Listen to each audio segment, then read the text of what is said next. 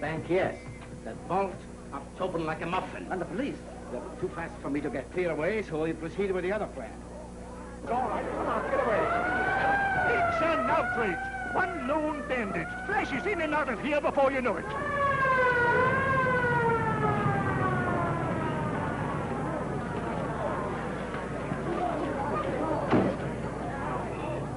Now, all I want to know is that... I know. I've had a report.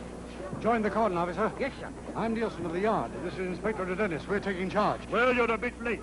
The bandit's gone. Got away with 10,000 pounds of the bank's money. Well, he can't get far. Pre-plan completed? Yes, sir. 1 minute off the alarm, our cars establish a cordon around the entire district. Good. Our man must be inside that line. The net will close at the rate of 1 square an hour.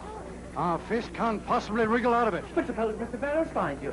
He'll know you're not one of his men. I'll say I'm taking your place because you're ill. But suppose the police come here. Suppose... What if they do? I'm ready for them. Mr. Armitage, it's an education to work with a man like you. Off with you.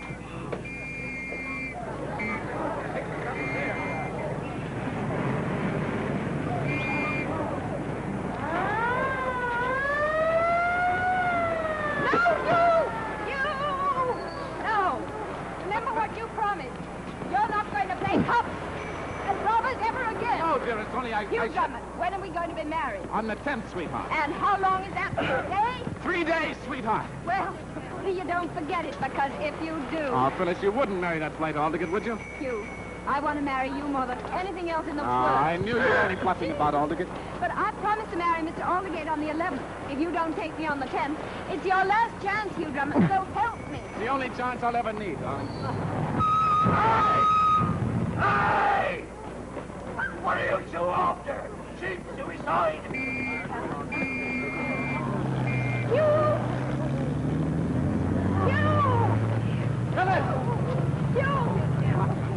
So what, darling? Now, what's the program? First, we'll go and see what the decorators are doing to our new home. Right.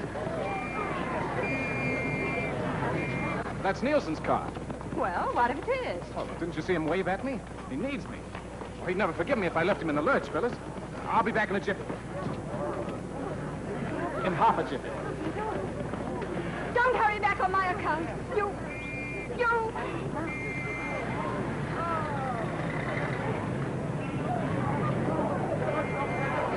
Hey, fishy in the brook. Papa catch him with a hook. How's fishing, Inspector? Don't call me Inspector. Oh, how did you get here? Well, Colonel, I was having a little look-see at my new flat, and what did I hear but police cars? Hill, isn't a bank robbery on my hands enough without having you in my hair and under my feet and between my teeth? Well, now, Colonel, after all I've done for Scotland Yard. After all you've done? Look here, sir. What's that? Army? Well, that's a new one, but we won't discuss that now. Hill, go home, you young scamp. Please go home. Or go and marry that lovely girl of yours, and don't please come meddling in my affairs. Why, Colonel, I wouldn't bother with a simple bank robbery because... Well, because what? Well, because it might just possibly be a case, just possibly, mind you, a case that you could solve for yourself. Thank you. That's all right. Good luck, Inspector. You'll need it.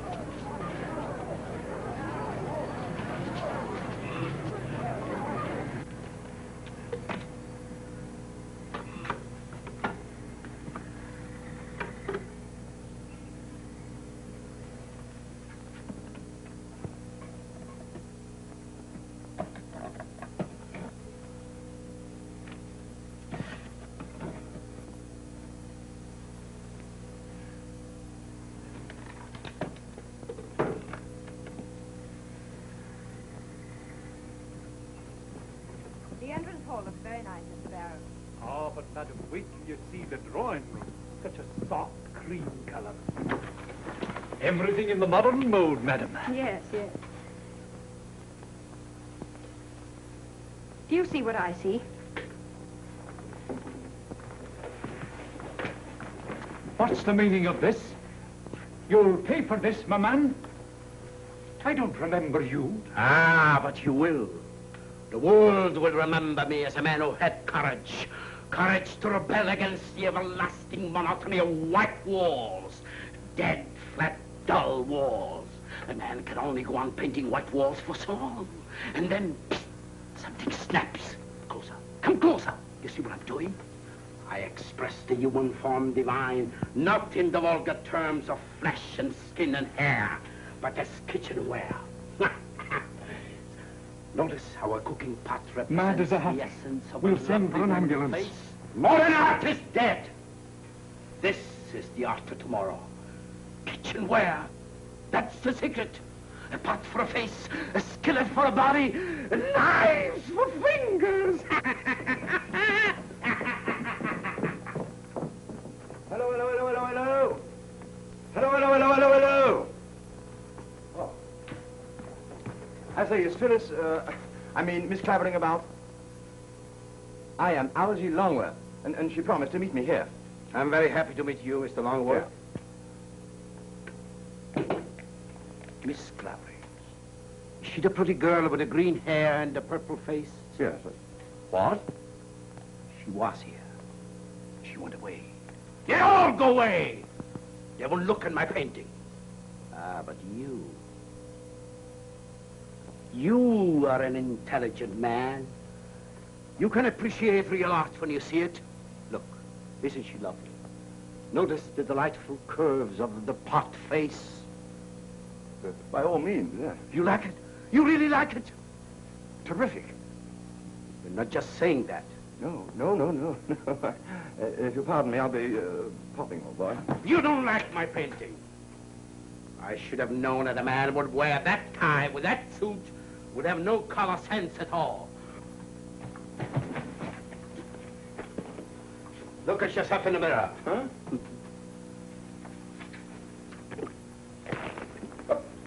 Now look at yourself in the mirror. Oh! Now look at yourself in the mirror. Oh, just a moment, listen. Now look at yourself in the mirror. Oh, this is too much. Too much? Not enough. Oh!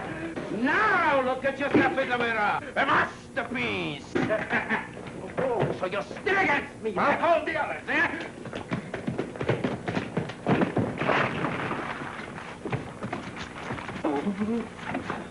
Oh! Help! Oh! Help! There! No! Hugh! Phyllis! No. Be careful, Hugh.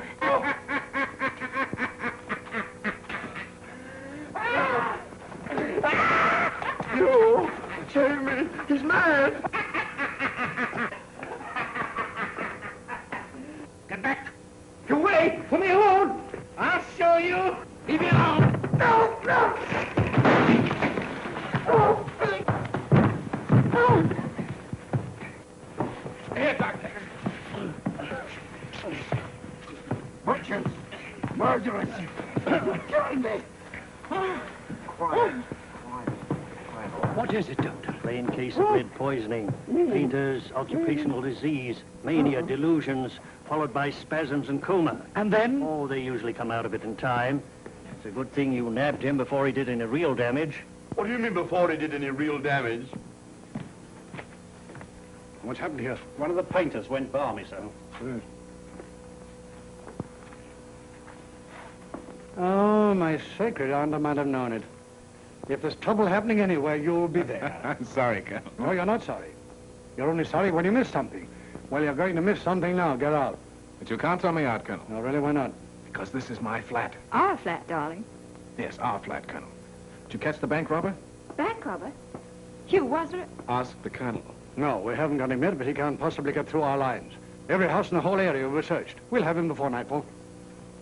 How much did he get from the bank? Mary said about 10,000 pounds. Colonel, maybe I can... Oh, maybe you can... What? You're coming with me, Hugh Drummond. You want me to miss my train? Are you going to France today, Phyllis? Yes, I'm joining Aunt Blanche. Darling, will you do me a favor? Take him with you. He'll be over for the wedding on the 10th.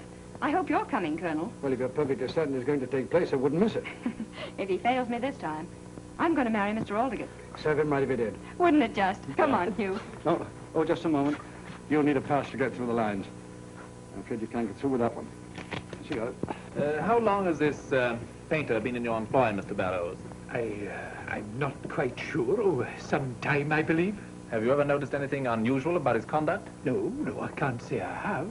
If there's anything I can do for him, Inspector, I'll be very glad to oblige if you'll let me know where he is. I'm sure he'll be grateful. Thank you, Mr. Barrows. You'd better have one too, Phyllis. There you are, my dear. Thank you. Oh, sad case, Captain Drummond, very sad. I assure you every trace of his ridiculous work will be removed. Thank you, Mr. Barrows. Good day, Captain. Good day. Oh, Hugh, wait. Don't leave me like this, Hugh.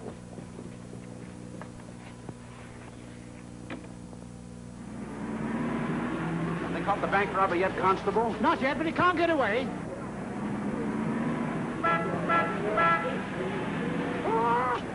Stand back, stand back, stand back.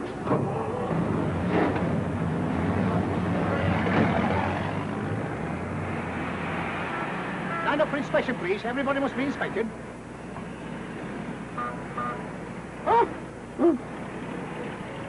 All right. Beg pardon, sir, but I've had orders to stop all cars from leaving this area. There's been a bit of a bank robbery, sir. No.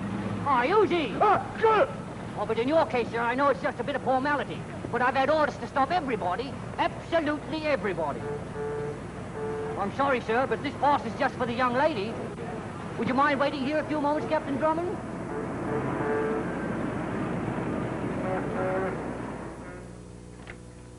Tenny?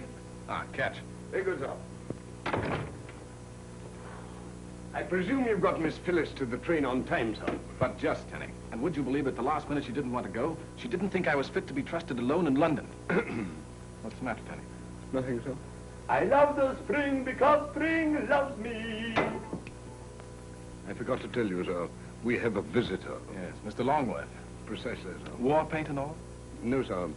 I lent him one of my suits, sir. Why, Tenny, I didn't know you had another suit. Oh, for special occasions, sir. A new grey one. I see.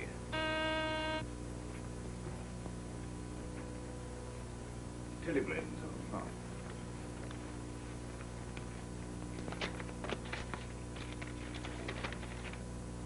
Algy? Here, old boy. Oh, what a day, what a day. Little did I know, little did I dream when I popped in on your new flat. Keep a stiff upper lip, old boy, because we're popping right back there. Oh, anything you say, old boy, but... What? Yeah, it's from Phyllis. Please go to new flat, get portable radio set, and send Air Express, and make sure you aren't getting into more trouble. Yours until the 10th. Love, Phyllis. Well, I don't see why we have to go. Why can't Tenny go? I beg your pardon, sir. I shall be very happy to attend to the matter. Algy, this chap Barrows is up to something. It sticks out like a sore thumb, and this is a good excuse to have another look at him. Well, but you know, old boy, I was on my way home, really. Now, nonsense, Algy. Don't worry about the hat painter. He's safe under lock and key. Tenny, my hat. Oh, dear, dear, dear, dear, dear.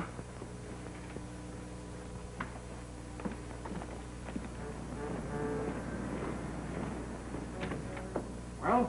Not a trace, sir. Absolutely nothing. No, but hang it all, man, he couldn't get away. We've tried everything, sir. The basements, attics, even the housetops. I can't see how any criminal could get through a cordon like that with his loot under his arm. Well, he's a smart one, and that's a fact. Yeah. Home Secretary's just had me on the phone. The usual thing, questions, questions. Tomorrow the press will be doing the same thing. Have we any clues? When may we expect an arrest? What do the police propose to do? I don't quite know, sir. Neither do I. I wonder what young Drummer would do. I beg pardon.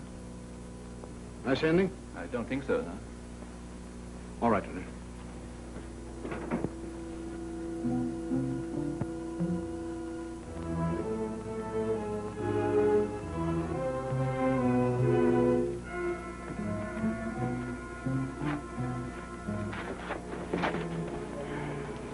Did you bring some clothes? Sure. In the car. Come on, not so fast. If you want to get anywhere in this business, you must learn not to leave anything behind. But you left the money. Safely hidden, my boy. When the police go... They've gone already. Hold on. Good. Come on. Any news? I thought you should know, sir. That painter who went mad, he escaped from the hospital. Oh, he's probably gone straight back to his own home. We thought he'd do that, sir, but you see, he gave a false address. He what? He gave a false address in Peckham. They've never heard of him out there. Good Dennis, I'm beginning to see daylight. Oh, what a fool I've been. What is it? Why, that painter. Why couldn't he be the very man we're looking for? right out from under our very noses. But the manager, what's his name? Barrows. Barrows. Yes, I think I'll go and have a talk with Mr. Barrows. And when I get through with him, I think we'll know a little more about our bank robber.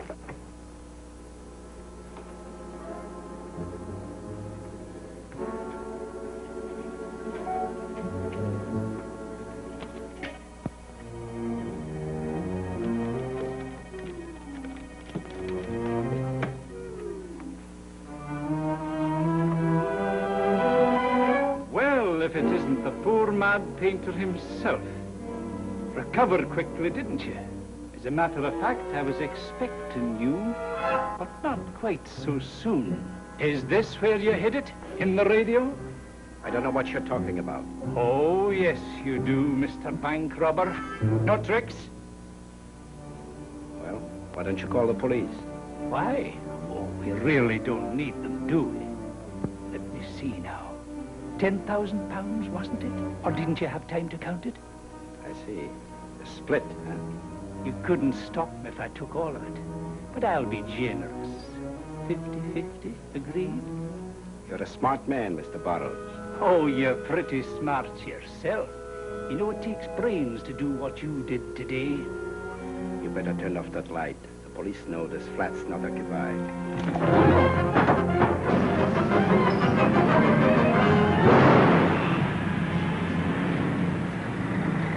Did we blow a tire? There's no blowout, Elsie. That was a shot inside somewhere. Come on, we're going in. You stay here, Tenny.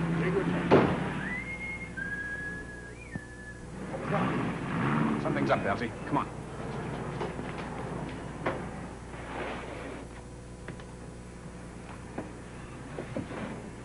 Now here, South.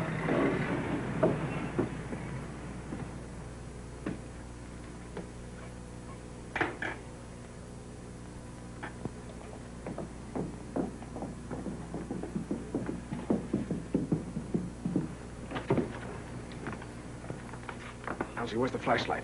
Huh? I thought you had it, Hugh. Oh. Must be a light switch around here somewhere.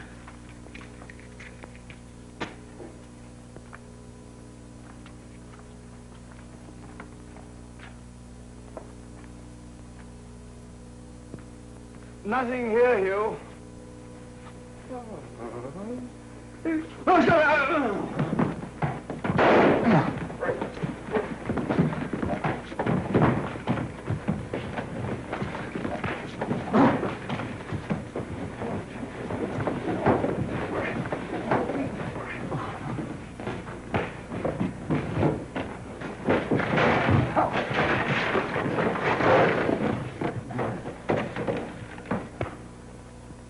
Legs up, Elsie.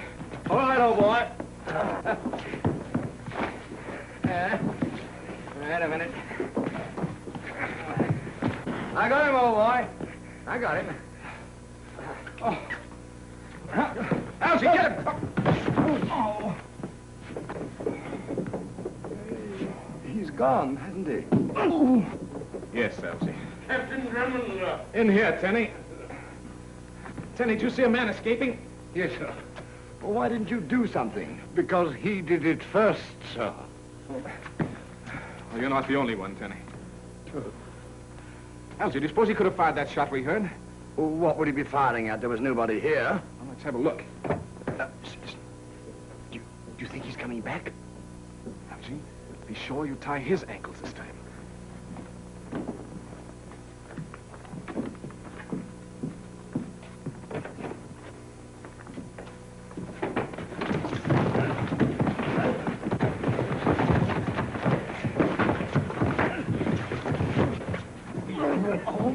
Tenny, the lights! Yes, sir. Got him, Elsie? I got him.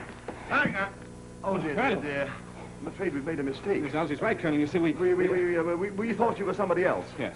A natural mistake, sir, under the circumstances. You see, Colonel, we didn't expect you. You didn't expect me? Well, who in blazes did you three hoodlums expect? Well, we weren't quite sure. You see, we heard a pistol shot. And no. We thought we heard a pistol shot, but it wasn't. It was a backfire. I see. Yes, a backfire. You see, Colonel Phyllis wired me and asked me to come up here and get a radio set that she wanted. Yeah, and here it is, old boy. Marvelous invention, the radio. Great thing for shut-in. Yes, I'd like to see all 3 of you shut in for 6 months at hard labor. Now, Colonel. Pardon me, sir. Your hat, sir. Thank you. Hugh, Yes, Colonel. what's this about a shot? Shot? Oh, nothing. Something we heard, a tire blowing, perhaps. You know, sounds at night, you can't tell us. Yes, but you rushed up here thinking you heard a shot, didn't you? Well, yes. And when you got here, you found everything quiet and peaceful. Perfectly quiet, Colonel. Yeah. Then what in the name of my sainted Aunt Harriet is that? Good heavens. Well, that's Bellows, the manager. Hugh, that car you heard fires bullets through the heart.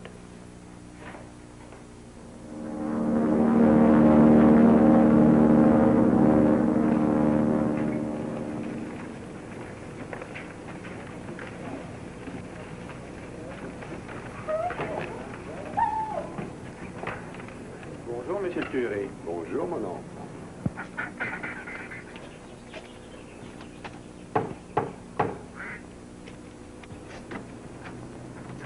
Hey, bonjour, facteur. Yes, radio for Miss Phyllis Clavering. Merci, facteur. À bientôt, Thérèse. Find your man yet, Hugh? Not yet, Colonel, but if he's here, I will. I know. You think the bank robber, the painter, and your burglar are all one and the same man. So did I last night.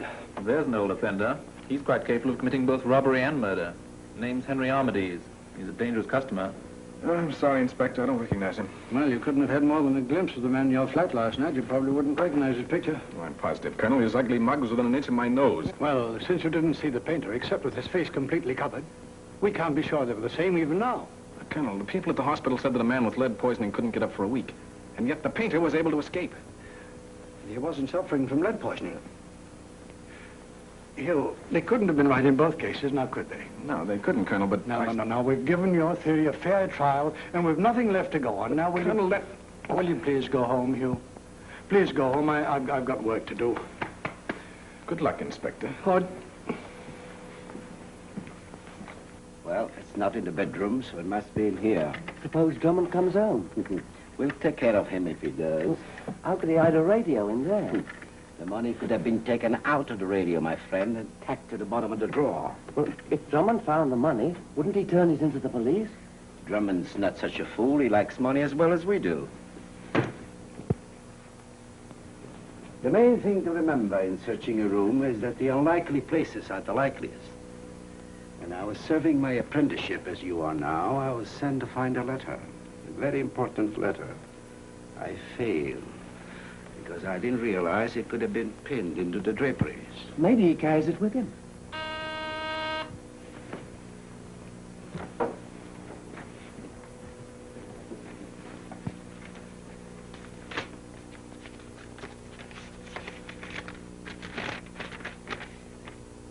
Dargemont, France. Darling, thanks for sending radio. Don't wait until the 10th. What are you going to do? Go to Tajmahal, of course.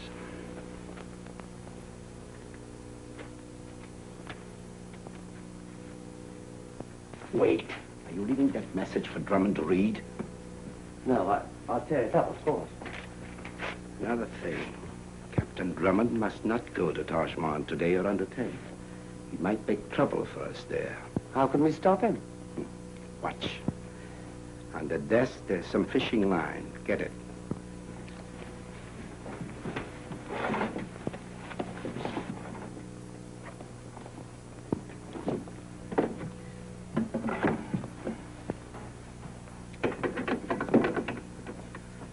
You will observe, my friend, that this is trained on the door through which Drummond will enter. Yes, but I see. When Drummond opens the door, bingo. But suppose it gets the wrong person? Another shooting in a Drummond flat will interest the police, I imagine. Captain Drummond will be so busy explaining he wouldn't give us much trouble for several days. Ryman. What's that? Blake has the fingerprints. Good, send him in. To Dennis, we're in luck. They've got fingerprints from the bank. Here are the fingerprints found in the London and Southminster bank, sir. Fingerprints of the bank robber? Definitely. These prints were taken from the handle of the paintbrush in Captain Drummond's flat. They're the same. And Drummond was right. The bandit did hide in his flat. Good work, Blake. No, it's not all, sir. Look at these. Where'd you get these things? From our files. They're the prints of Henry Armitage. They're the same as these others. Look, line for line. That's right. That's all, Blake. Drummond was right. He's been right all the time. Don't forget that you had that idea first, sir. I know that, only I hadn't sense enough to stick to it. Get me a picture of Armitage from our files. I want Drummond to identify it. We only have one with a beard, and Drummond actually looked at Well, that. then paint the beard out, man. He'll recognize it quick enough, then. I'll have him here in half an hour. Good.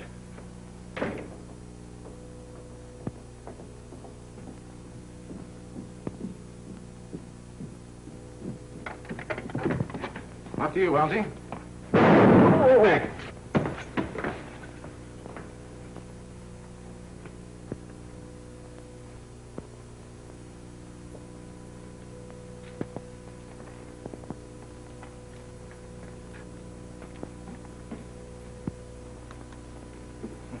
Lights, Tenny.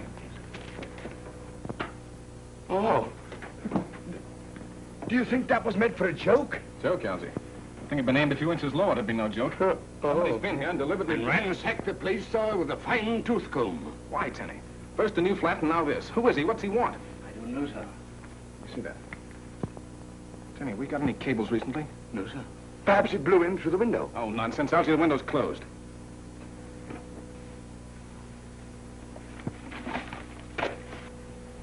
What's the matter, old boy? Did you lose something?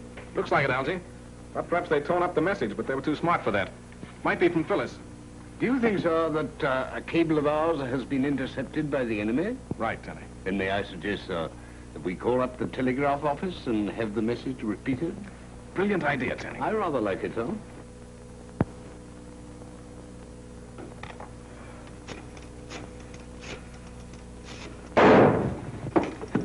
Be careful, Elsie. Oh. Hello. I want to repeat on the message. It wasn't quite clear. Yes, the name's Drummond. Hugh C. Drummond, number 9 Chesley Mansions. That's right. Yes, go ahead. All right, thank you. Well? It's from Phyllis thanking me for the radio. Oh, it's a good thing it wasn't anything important. But it was important, Elsie. Tenny! Yes, sir? Get my bags. I'm leaving town. Very good, sir. Well, what did you find out? Don't you understand, Elsie? Everything checks. The bank robber, the mad painter. That's where he hid the money in the radio. And I sent it to Phyllis. Oh, where are we going? We? Yes, we, all the way, old boy. Well, to Taj Mahal. I've got to get there before the enemy. We've just got time to catch the boat train, sir. No, it's too slow, Tenny. Wouldn't get there till tomorrow night. I'm going by air. The three of us, sir? Why 3? All for one and one for all, sir, as the saying goes. Very apt, Tenny. I rather like it, sir.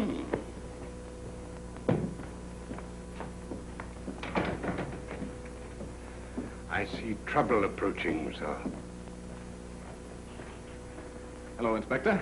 Afraid I can't stop to entertain you just now. That's all right, Captain Drummond. I'm going to entertain you. Not arrested again? No, not exactly. We want you to look at some photographs. Oh, delighted, old chap. Tomorrow or the day after, not today. You're coming to the yard, Captain Drummond. Colonel Nielsen's orders.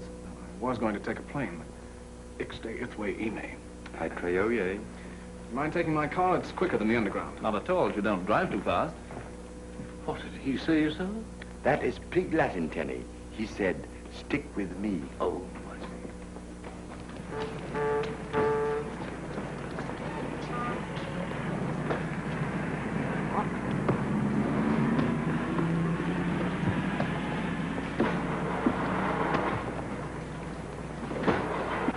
What's the matter? Is the tank empty? Oh, there's plenty. Tenny, did you get that new battery? Yes, sir. Ooye ile, Yanite. No, sir. Well, get out and give us a push, will you? Well, come along. Aren't you going to give us a hand? Would you mind, Inspector? You know, one more shoulder to the wheel. Oh, very well.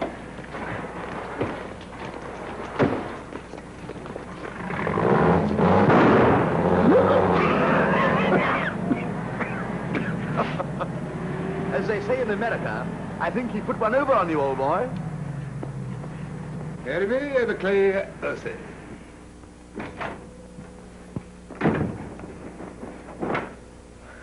Disguised, Inspector? Certainly not, and never mind how I look. Take a cable. Chief of Police, Taj Mahal, France. I'll give that Captain Drummond a joke from this office and see how he likes it. You ready? Yes, sir. Please hold young Englishman arriving tonight. About 5 feet 11 inches tall, about 170 pounds weight. small moustache. We believe him to be George Boyd, alias Henry Jones, a notorious international spy. This man will undoubtedly claim to be Hugh Drummond. If you apprehend him, notify Scotland Yard immediately and hold the criminal until further instructions from us. Regards. Give that the department's signature. That ought to hold Captain Drummond for a while.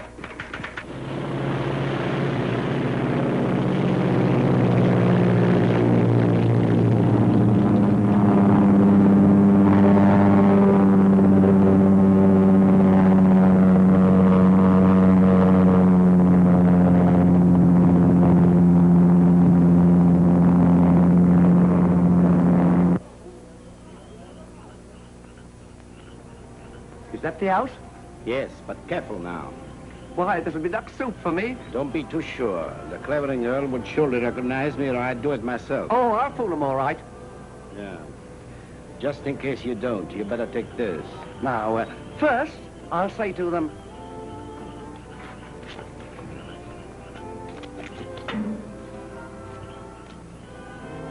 This man says he's a customs inspector. Something about the radio. Oh. Voulez-vous expliquer ce que c'est que vous désirez, monsieur? 1,000 pardons, but it is my duty, madame. Oh, you speak English? Yes, oui, madame. That is why I am sent. Well, now, what's this about the radio? She has not been paid for. The duty. I must confiscate. Oh, stuff and nonsense. How dare you come here at this time of night disturbing respectable people? The duty she has not been paid for. Oh, that's utterly ridiculous. Now, if there's been any mistake, it's not our fault. Tell me the amount and end this nonsense. Impossible. You know, you don't look like a Frenchman to me. You look more like an Englishman. A very low-class Englishman. I don't believe he understands half we say. Therese! Therese! Therese, will you please talk to this man? He says he's from the customs. Oui, mademoiselle. Vous êtes envoyé par la douane, mon petit vieux, hein? Oh, oui, madame. Alors, peut-être bien que vous connaissez là-bas mon cousin Louis, qui est employé aussi, hein? Louis? Oh, Louis. Oui. Oh, c'est épatant, merveilleux, admirable. This man is an impostor. I knew it. He cannot even speak French. He's a thief trying to steal the radio. Shut up. Get back against the wall there, all of you. Assassin! Blackguard! I shall call for help! Then you'll be dead. Gaston! Shut up, you. Allons, parlez! Qu'est-ce que Strike vous back. amenez ici Strike à back. des heures pareilles pour déranger les honnêtes gens et pour lui ma Keep a pauvre- distance. Strike back, or you'll get it. Oui.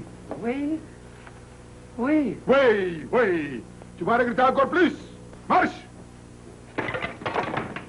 Gaston is a very old friend of mine, madame. Sometimes he drops in for a little glass of wine.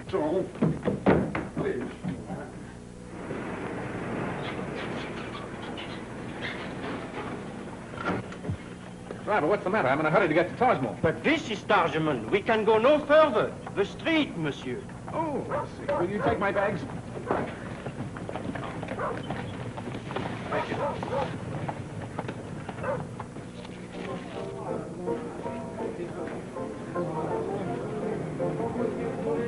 Bonsoir, monsieur. One moment, monsieur. Monsieur Dupré, Listen, gentlemen. you will answer questions, please. Who are you and why have you come here? My name is Hugh Drummond, and I'm a British subject. I don't see why I should tell you anything. George Boyd, alias Henry Jones. You will have to come with us. George who? We have a cave wanting us to look out for you, monsieur. But what for? Game's up, monsieur. There's a large reward for the capture of spies. Dead or alive? Yes, dead or alive. Now, look here, this is all nonsense. I want to see the chief of police. I am the chief of police, monsieur. Then I demand to see the mayor. I am also the mayor. Now, look here, my name is Hugh Drummond, and I'm not a spy. Now, if you'll cable Colonel Nielsen of Scotland Yard, why, he'll vouch for me. There will be no need for further talking.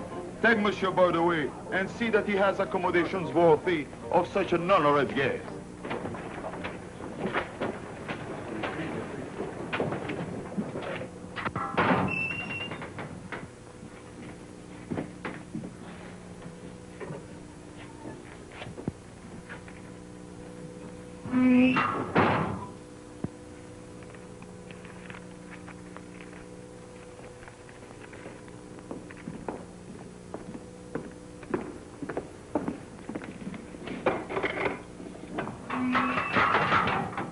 goes in, you come out. This way, monsieur, please. How you doing, mate? Well, nicely, thank you. That's the ticket. Keep it chin up. Right. And don't talk. No matter what they do to you, mate. They kept after me for hours, but I didn't talk. Who's he? Another Englishman like you, but a much greater rascal. George Boyd, international spy. He's wanted in every city in Europe, and they say there is 100,000 francs reward for him, dead or alive. The great George Boyd. How about getting a little beauty sleep, dear? What? Oh, I think I'll read it a while longer. Interesting book? Yes, very. Couldn't be the late news broadcast from London you're sitting up for, could it? I'm not worrying about Hugh. If he gets himself into trouble, he'll have to get himself out. Oh, Auntie, why hasn't he answered my cable asking him to come today instead of tomorrow? When you sent it yesterday, he's probably in Zanzibar by now, chasing some will-o'-the-wisp. Monsieur, you'll have to double up. We only have one cell.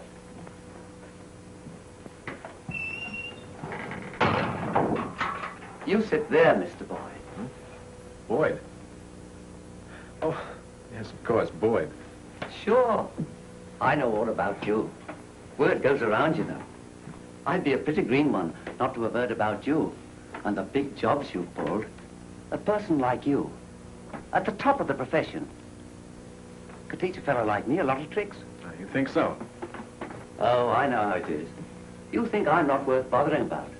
Well, maybe I'm not, Mr. Boyd, but the man I'm with, he's a big shot. Even you'd know his name if I told you. Yes, I imagine so. He won't let me stay in this rotten hole long. He needs me on a little job we were going to do, just like the one we did in London 3 days ago. When did you come to Taj Mahal? Yesterday. We'd be on our way back now, only I had some bad luck. We'll do the job properly this time. Good morning, sir. Morning. Well, what are you so cheerful about? Have you caught Armitage? No, sir, not yet. But here's a cablegram from the French police. They hold a suspect in Taj Mahal. Holding George Boyd, alias Henry Jones, claims name is Hugh Drummond. Please advise immediately how much reward you offer and when you will arrive to extradite him.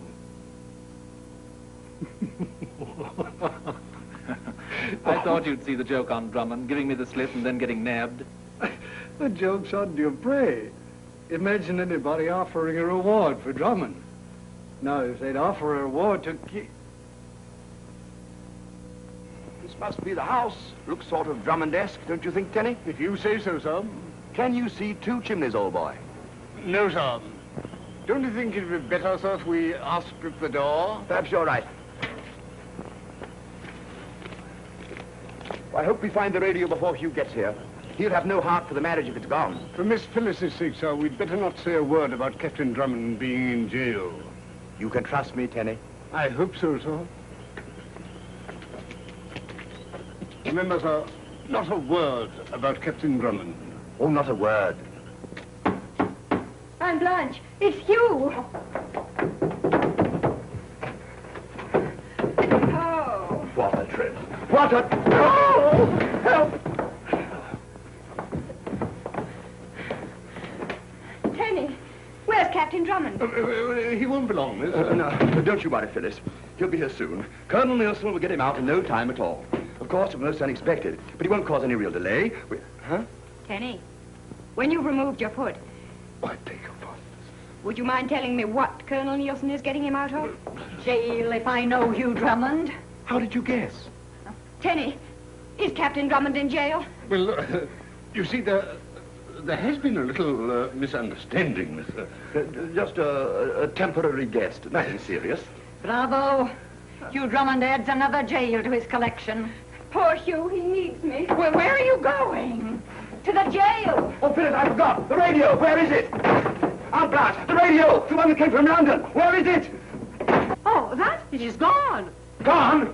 Yes, my Gaston took it to the jail. Did they take everything to the jail? He'll fix him. Fix it, fix it. Oh, he's probably got it all apart, operating on it. We go, sir. We may in the time, sir.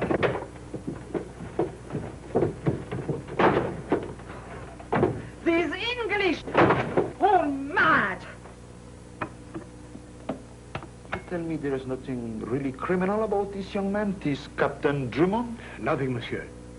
In fact, he's been of considerable assistance to Scotland Yard in many cases.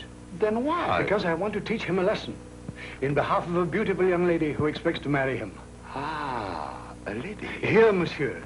Here in your most beautiful village, she hopes to marry him tonight.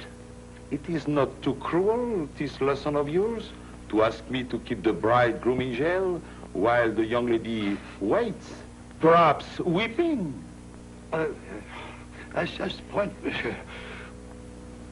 Many's the time he's kept her waiting, monsieur. Weeping and waiting, even at the church. The monster! Two monsters, monsieur. Bless you. Why should he see a crime committed? Even the last moment, he'll forget all about his fiancée, monsieur, go chasing off after the criminal. Ah, and it is to prevent such a thing this time that you ask me to keep him a prisoner. You said it. This time, I assure you, as mayor of Tarjaman, I will see that the beautiful lady is not disappointed. This heartless Captain Drummond will be forced to keep his vows. I, Jean-Philippe Louis-Napoleon Duprez, mayor of Tarjaman, I will see that they marry. Splendid, monsieur le maire. It will be an honor for both. Phyllis. Where's Hugh? He's perfectly safe, my dear. The mayor has promised to see that you're married. Ah, mademoiselle, you have come for Captain Drummond. He's here in Tarjaman's impregnable jail. Believe me, safe for you. Never again shall mademoiselle weep for her truant lover. You shall be married here at once. Here in jail? It's the only way you'll ever get him. Phyllis is right, my dear. There will be no failure this time. He is my prisoner. I release him only when he is your prisoner for life. This gentleman will act as witness. Attention, the Code Civil, summon the clerk of the court, order a guard of honor.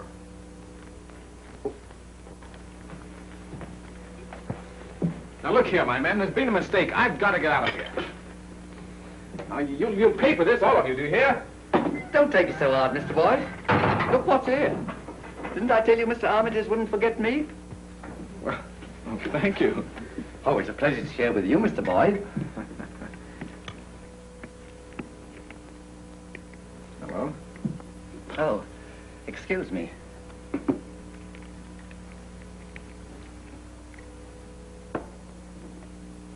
News from home? News? Not half.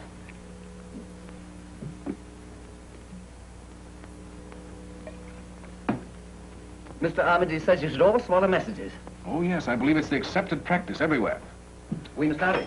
We've got to get out of here. We? I wouldn't leave you behind, Mr. Boyd. At the risk of disturbing your admiration for my talents, I must confess I don't quite see how... You will. We've got a big job for tonight. We're going to get a fortune and blast every witness out of this world all at once. A bomb, eh? Half a dozen bombs planted where nobody suspects. Then... Yes, but I don't see how you expect to keep your appointment with Mr. Armitage. I'll show you.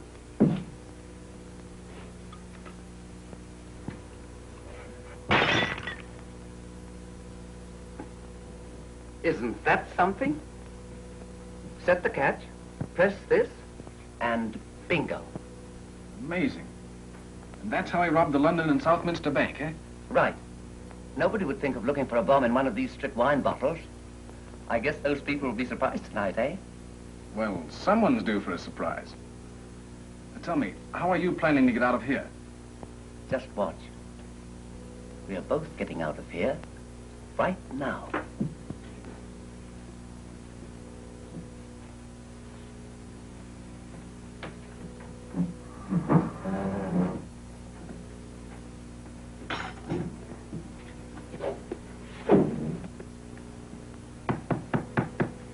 This ought to do it. Looks rather small for such a strong wall. You wait.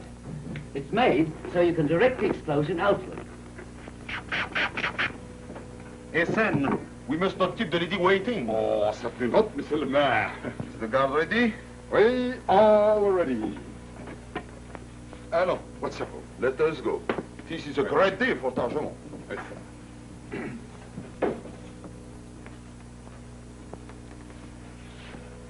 Let us go to the prisoner. we have to do is to set the timer. That'll give us time to pack it between those stones. Give me your coat, sir.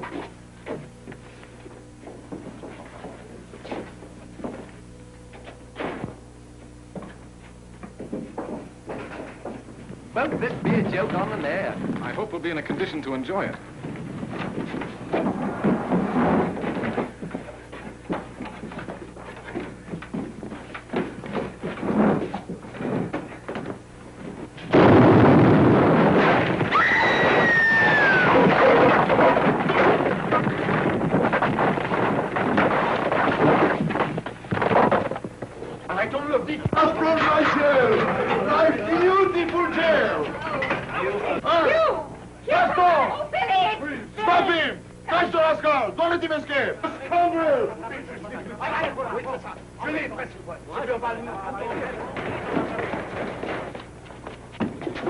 Oh, if he'd only waited a minute longer. Oh, Phyllis, what does it take to convince you that he really doesn't want to get married?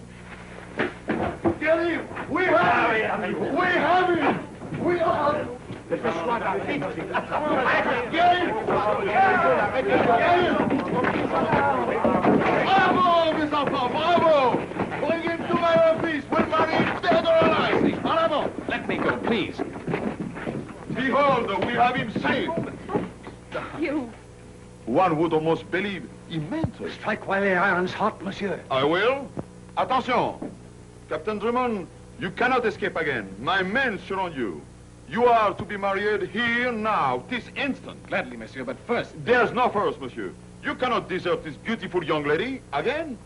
For shame, monsieur, to even think of it. Yes, you're perfectly right, monsieur. I'd be a fiend. But first, there's a radio of such importance that even... Don't you worry. That's quite all right. We're told, sir, the radio is quite safe here in the jail. What on earth are you talking about? Phyllis, is that right? That radio I sent you from London, is it here? Well, Gaston took it for evidence. Have no fear, monsieur. I have it. It's in there. Well, splendid. Phyllis, in that case, will you be an adorable, sweet, lovely little lady and let Monsieur Dupré marry us? It's the nearest we've got to it yet. Carry on, monsieur. You mean you are prepared to surrender? Unconditionally. We await your benediction. Clerk of the court, Here, monsieur le maire. prepare to read the marriage act. Le contrat de mariage est daté du 25 août. In conformity with the law, I am going to read chapter 6 of book 1 of the Civil Code. While I am reading, everybody is requested to stand up. C'est le maire. Everybody is standing up. Oh, I beg your pardon. The married couple owe each other fidelity, help, and assistance. The husband must protect his wife. The wife must obey her husband. The husband is obliged to supply all the necessary means of living according to his possibilities. What was that? Oh, no! He escaped again! Stop him!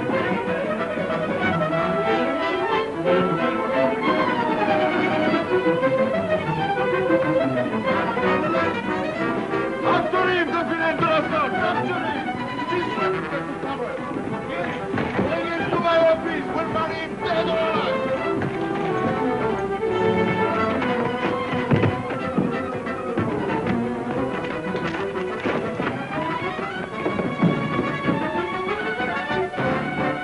You, come back! You!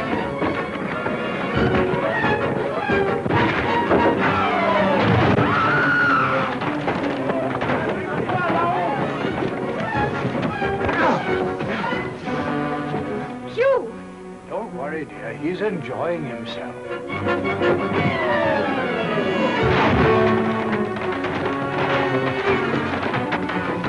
Hugh!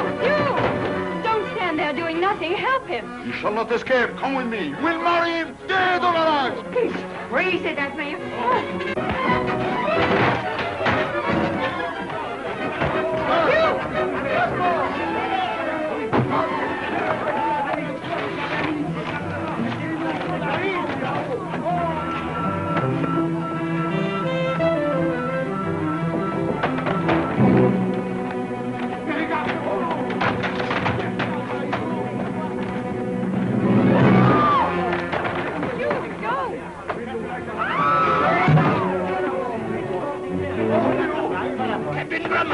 Oh, here, wait. Don't leave me like this. You.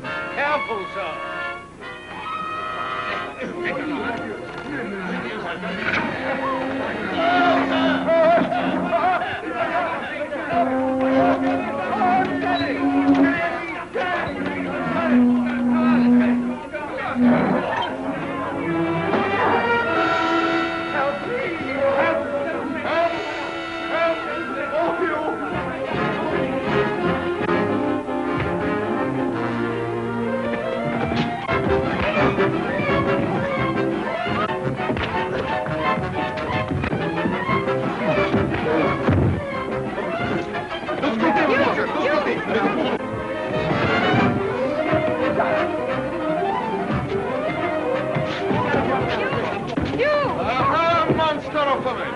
So you tried to escape the Uprezz, did you? But the man's a murderer. And what are you, scoundrel, that you tried to escape a beautiful woman? I have seen it with my own eyes. Hold him, mes enfants. We will resume the wedding service. Do you see, Drummond? Take this woman to this...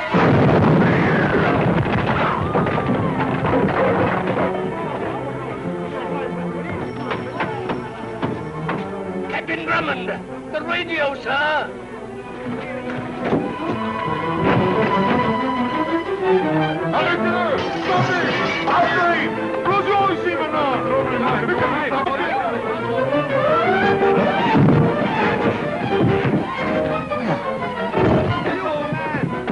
Hey, you all right, sir? I say, Hugh. Hugh, old boy, What's this about? don't be a fool, Hugh. Stay here and get married. That's Armitage, the bank robber. What? Come on.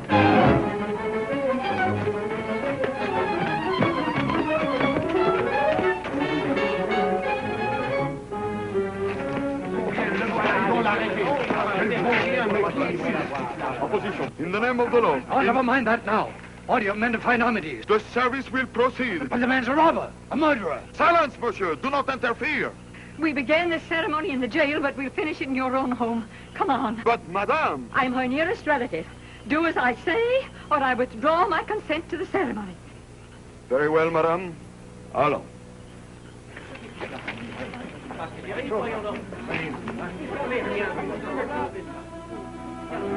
Now, monsieur, this time we finish. Put him there. Mademoiselle, s'il vous plaît. Madame. Les gardes à la porte. Nous allons finir. Attention, we proceed. In the name of the law, I declare you see Drummond and Phyllis Clavering bound by marriage. Hooray, hooray, hooray! Kenny, they've done it at last. Splendid. Thank you, Colonel. May I remind you, though? Oh, yes. What's that thing? End of the trail, Colonel. Good heavens! The London and Southminster bank money. Exactly.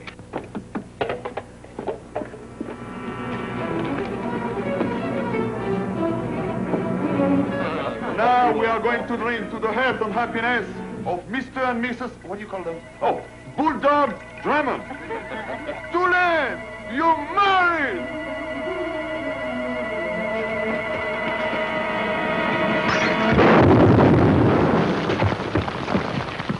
Well, darling, you all right? Yes. Well, we're really married, huh? A quiet wedding with a few intimate friends. Won't Aldergate be sunk when he finds out? Well, there isn't any Aldergate. I made him up. You what? I made him up to make you jealous. Well, I'll be hanged. Have a drink, old boy.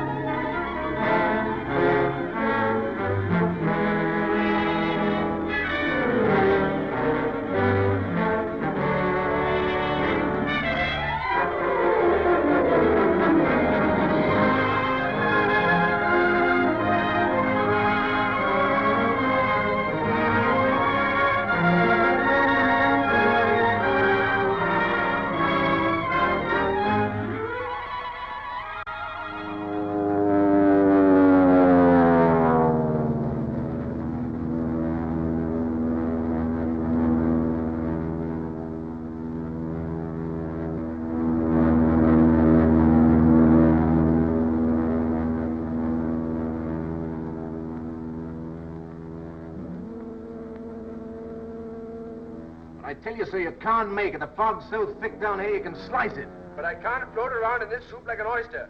Touch off those flares, will you? Looks awfully bad. He can't make it. Is he going to try it? Well, he's crazy if he does. Oh, he's crazy, all right. I disagree with you, sir. But he'll try it anyhow. He can't cut his way through this. He cut his way through the Borneo jungle to rescue Timmins, didn't he? That's not a London fog. You haven't a chance, sir, even with flares. Will you please touch them off? You'll crack up, sir. Flares or no flares, I'm coming down.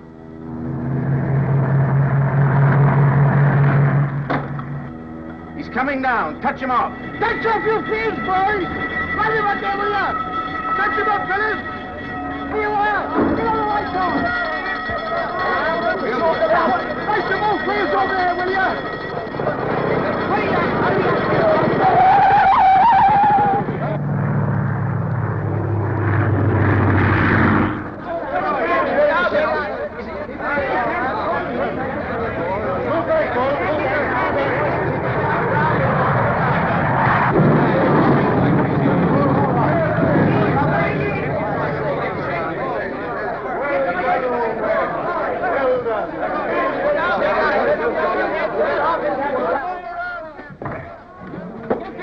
Hello, James. Take care of my ship, will you? Right, Georgie. No, there's nothing to declare. You can check. Very good, sir. But Kenny, how are you? London again. Good to see you, sir. Where's my car? Over there, sir. Good. Now, get a taxi and take my bags home to Rockingham Lodge. I'll be along later.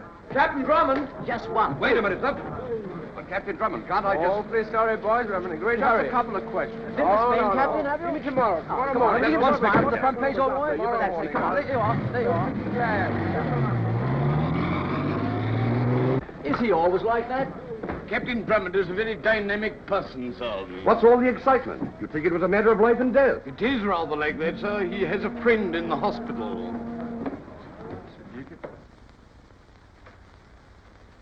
How is he?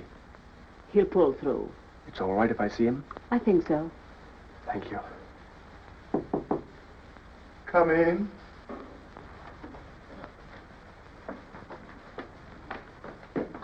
What's the matter, Algy? Hugh. What is it, Algy? Gwen. Yes. Yes, you see, I'm going to become a father. No. Yes. Well, just buck up, old fellow, buck up. Millions of fathers have pulled through this. Millions of them. It's all so strange. Yeah, I know. It isn't as if I'd been a father before. This is my very first. I thought I'd like to have you around, you know, just for old time's sake. Oh, of course, old boy. One for all for one. Yeah, Damon and Pythia. Yes, that's right. Hello? Who? Colonel Nielsen. It's Colonel Nielsen for me. Yes, I know. I told him you were coming. Oh, that's how he knew. Ah, Inspector. Now look here, Master Huey Drummond. I've known you for 10 years. And for 10 years I have pleaded with you not to call me Inspector. Right you are, Colonel. It'll never happen again. And what might you be doing in England? Well, what are you up to this time? Well, Colonel, fatherhood is a sacred institution, and... Fatherhood? But you're not married. No, but Algy is. Is it a crime that I come home to help him have his baby? No, of course not. But you'll find a crime, or invent one, before the night's over. Now, I want to see you. Oh, never mind about what. You'll find out when you get down here. No. At your place, at Rockingham Lodge. Right you are, Colonel.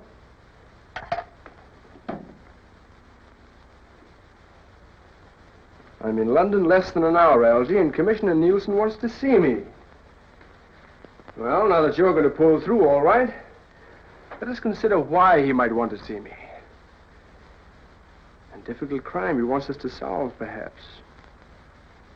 That's it, Algy. By Jove, I'll wager that's it. Let's go. Oh, but you... Oh, imagine it, Algy. Just imagine. You and I together again, as always. Oh, I can see us now. Faring forth into the fog-drenched night. Finding adventure. New thrills for this bored and jaded mind. Come on. Oh, but Hugh... Come on, Harry, we haven't a moment to lose. It's 40 miles. But Hugh, I'm about to become a father. Oh. Oh, yes, I'd forgotten. Of course, if I thought there was any danger... What? Desert when duty calls? No. Your place is here. Now, old friend, goodbye. But Hugh... No, Algy. Stay here. Have your baby. Oh, give my love to Gwen, won't you? She'll see you through.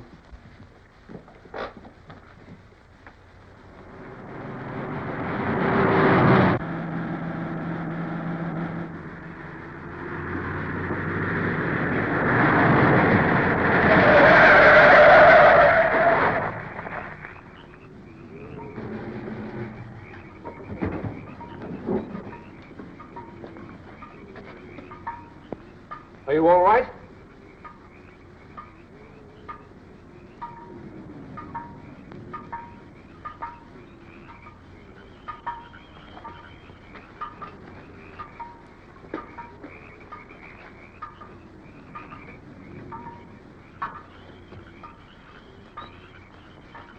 Help!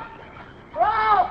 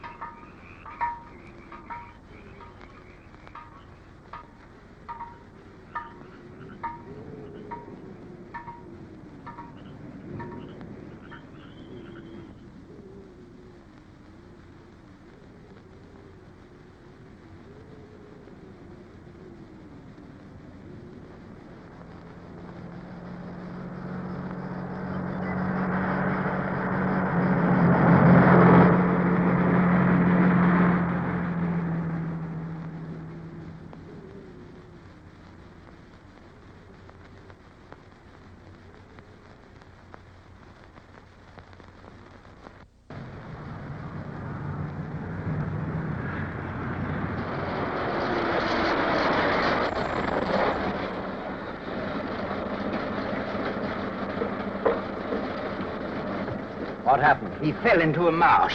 Did he? Hurry, will you?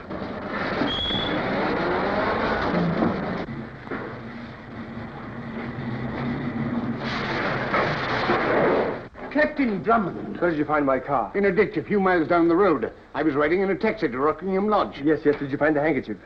Handkerchief? Yes, Tenny. A daintily perfumed one it should be, belonging to a young lady. Do you understand? No, I'm afraid I don't, sir. Then I must explain. Young ladies who borrow cars on lonely roads always leave perfumed handkerchiefs. Really, sir? Yes, usually with initials. How very interesting, sir. Ah. Esprit de nuit. I beg your pardon, sir? Spirit of the night, Tenny. Does it portend, sir? Tenny, it portends. It portends. And the initials, sir? Strangely absent, not at all, according to the book. Would it be quite proper, sir, for the initials to appear upon the young lady's bag? Oh, occasionally, but not quite in harmony with the best authorities. Probably the young lady is an amateur at this sort of thing. But here they are. P.C., if I'm not mistaken. And you're not mistaken. P.C. they appear to be, and P.C. they are. Now, Tenny, give me a girl's name. A romantic name to fit these uninspiring initials. Would Miss Clavering do so? Excellent, Tenny. It sounds as if it belongs to her. Oh, it does belong to her, sir. And there is a Miss Clavering, Miss Phyllis Clavering, residing at Greystone Manor, sir. It begins, Tenny. It's taking form. It builds. It grows, you see? I'm afraid I don't, sir. Ah.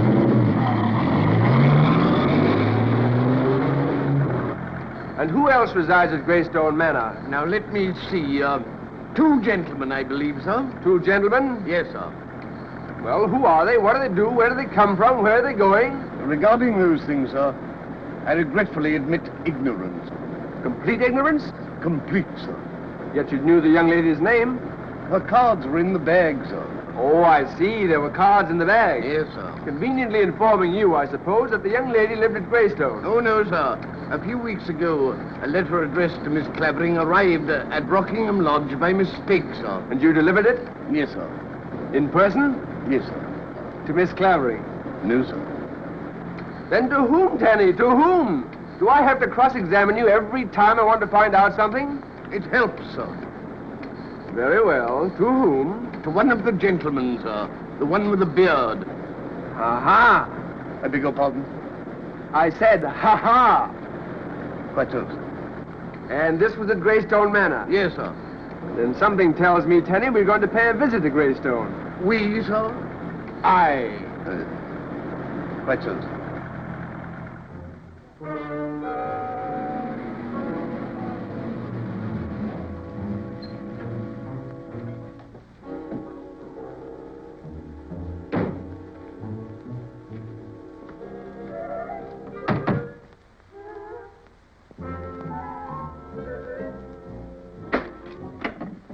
Good evening, sir.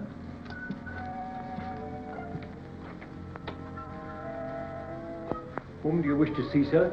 Oh, would you inform Miss Clavering, Miss Phyllis Clavering, that Captain Drummond is here? Will you wait in the drawing room, please? Thank you.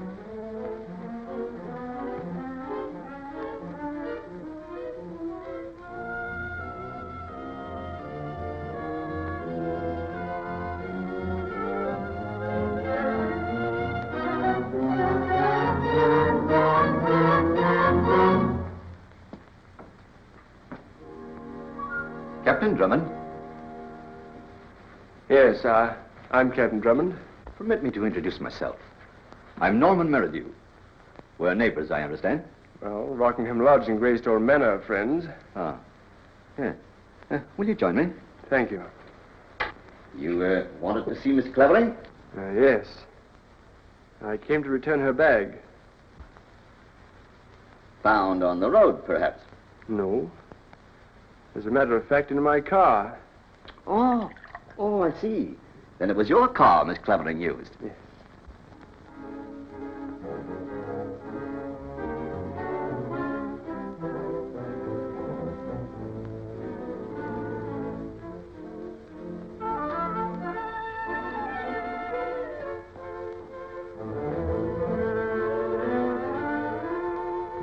Oh, Phyllis, dear.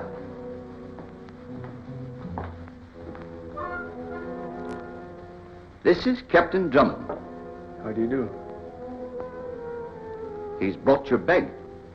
Oh, Yes, I believe you'll find everything there.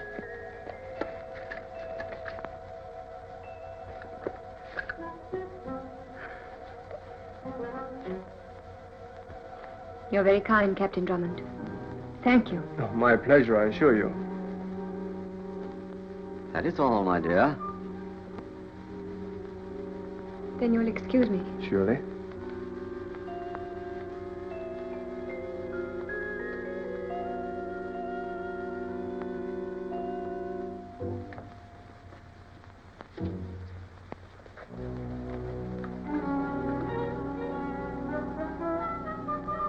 You're puzzled.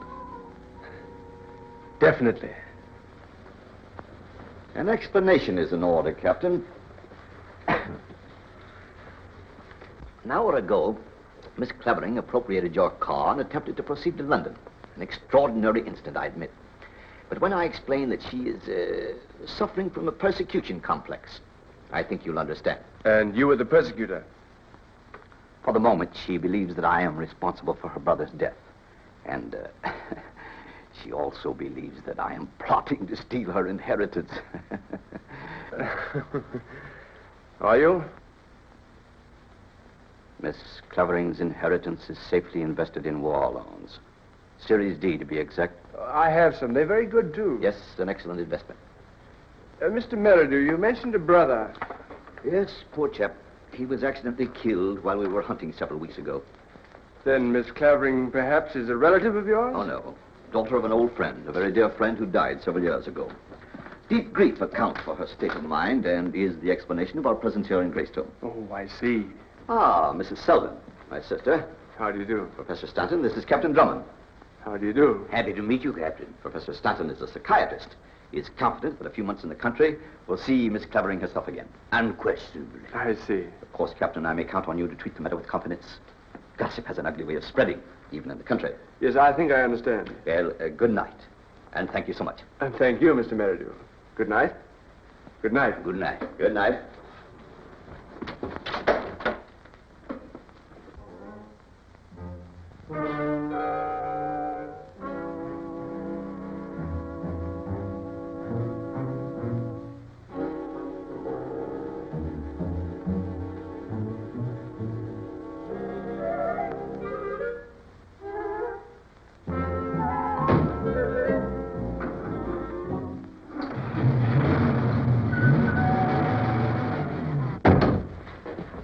Never mind. Were you both in here when she came from the drawing room and went upstairs? Why, no. We were... Never mind. Something happened that makes me believe she tried to.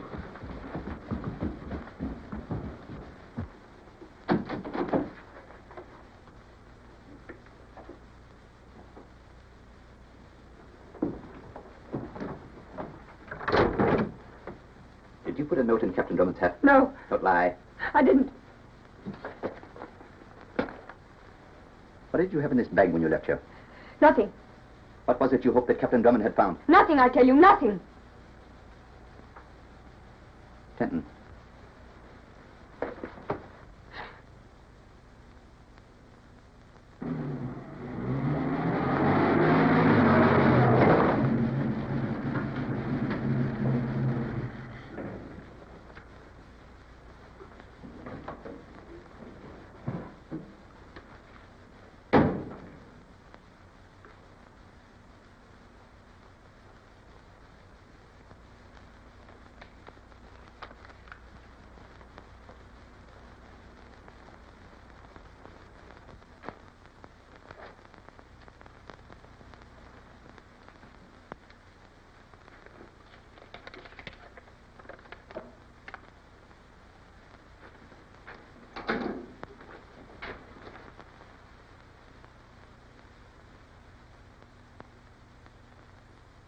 Is that you, Drummond? Ah, Colonel. Delighted to see you. You know, after a trip like I've had, it's a pleasure to come back and find such a smiling countenance. Yes, I know all about that. Yes, now you kept me waiting. An hour. Well, I'm awfully sorry, sir, but you see, I know. You were never on time in your life. Well, now that you've made yourself at home and I'm here and you're here... Let's begin. Sit down. Hugh, I want you to do something for me. Gladly, sir. Go away. What? You mean leave London? Leave England. But why? Because whenever you come back from having been somewhere, things begin to happen. Oh, is that all you wanted to see me about? Now, as a favor to me, go away. Anywhere. Drive back to Borneo for a couple of weeks. Anywhere. Now, won't you? Oh, but Commissioner... Now, please. I'm on a vacation. Yes, I want to concentrate upon my golf. Now, you know that slice of mine. Well, I'm determined to get rid of it. Now, like a good fellow, fly that aeroplane of yours back across the channel to Paris. Yes, that's it, Paris. Yes, you like Paris, you. Yes. Colonel, you know, I have a sneaking suspicion that you're dealing from the bottom of the deck. What's that? You're quite certain you're not down here in a big case? Oh, rubbish. I'm on a vacation, I tell you, and I don't want it ruined by you. But why should I go away when within 2 hours of my homecoming... Ah, I knew it. Now I suppose you're going to tell me that you've met a girl. I have met a girl. Oh, yes, yes. And the girl's in distress, I suppose. She is in distress. Ah, yes. And you are going to rescue her from some bearded villain, eh? Colonel, he is bearded. What's this? Where'd you get this? Are you asking me to believe that this girl you've met is imprisoned at Greystone Manor? That is exactly what I'm asking you to believe. 10 minutes ago, I saw... Yes, well, never mind what you saw. Where's this envelope? Oh, it wasn't there. Wasn't where? In my car. Oh, my hat, you are an addle-pate. Now, look here, Hugh, there's nothing wrong at Greystone Manor. Norman Merridew is a friend of mine. Well, I've known him for years. Why, he's the only man I can beat at golf. Yes. No, he and his sister are doing a fine thing. But, Inspector... Don't call me Inspector. This fine thing you speak of, does it concern Miss Clavering? Oh, why in the name of my sainted aunt have you come back to torment me? Well, yes, Hugh, it does concern Miss Clavering. And I want you to listen to me. Sit down.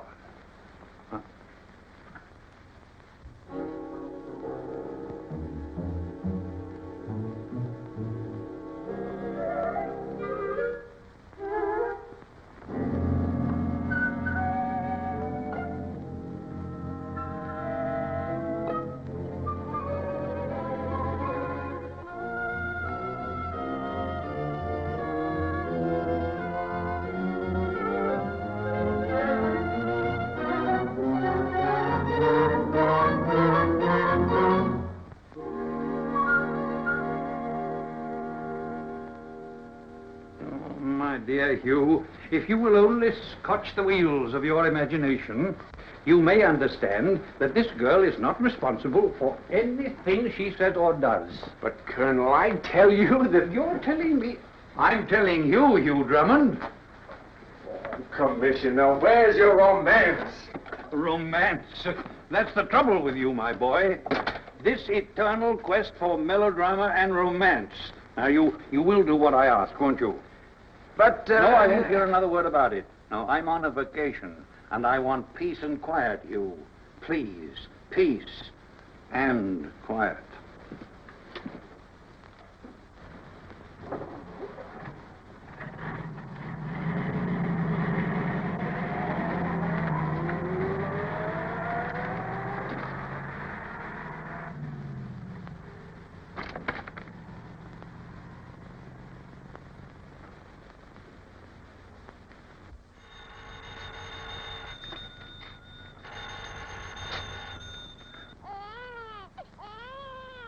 It's yours, sir.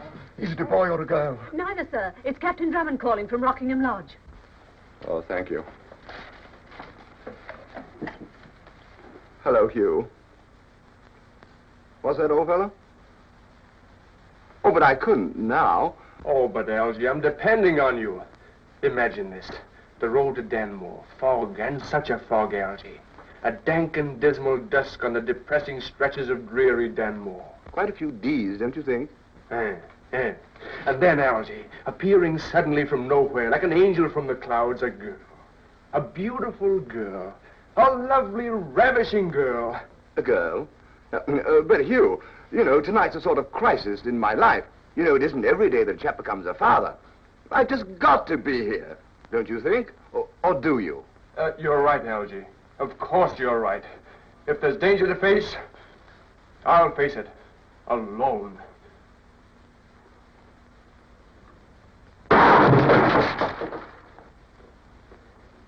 Oh. Hello? Hello? Hello! Operator! Operator! Did you ring, sir? Yes, Tenny. That delightful atrocity donated by our Aunt Zeffie will haunt us no more. May I express approval, sir? You may. Very well, sir. I approve, sir. That's all right, Tenny. It's Algy. He thinks I'm shot. Are you expecting Mr. Longworth, sir? Well, if he's the Algy I know, he'll be here. And when he comes, tell him I've gone to Greystone Manor. Very well, sir. He'll need a gun, I dare say. Yes, an excellent idea. Yes, I rather think so, sir. Nurse! Yes, Mr. My Lawler. friend, Mr. Drummond, he's been shot. He needs me. Well, then why don't you go to him, sir? The baby. Don't you think that I ought to... There's nothing, sir, that you can do for 5 or 6 hours. Are you sure? You can take my word for it. Colonel Nielsen is in the drawing room, sir. Right. Captain Drummond. Oh, you've come here to see me concerning the note left in your hat by Miss Clavering. Colonel Nielsen was kind enough to explain. This gentleman has tried to convince me that Miss Clavering's attempt to leave here this afternoon was due to some mental condition. Frankly, and without mincing matters, my dear sir, I don't believe a word of it. I've seen the young lady twice, and she's just as sane as you or I.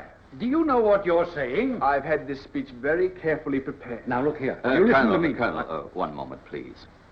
You believe Miss Clavering is being held here against her will. You stated very clearly. And you've come to convince Colonel Nielsen that I am, what shall I say, a scoundrel. A bearded scoundrel. Commissioner, the note you read referred to an envelope addressed to you. Here it is.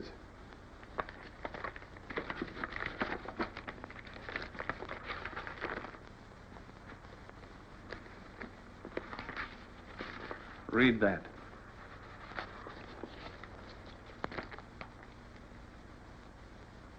Go on, out loud.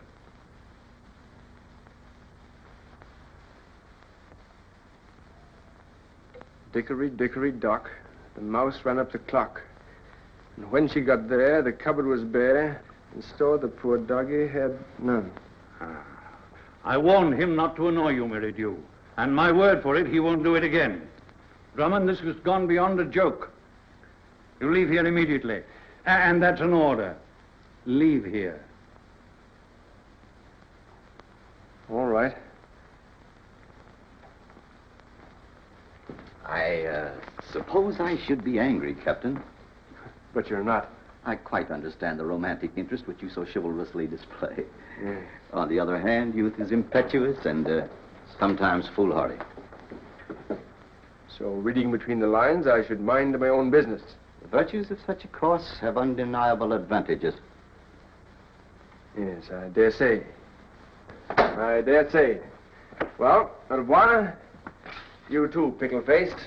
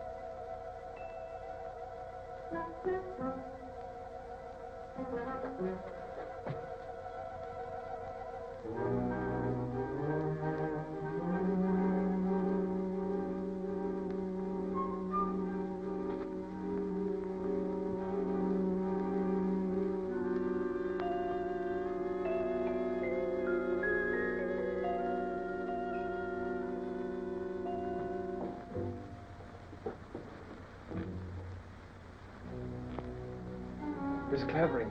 Phyllis. Who's that? I loaned you my car tonight. Remember? Captain Drummond.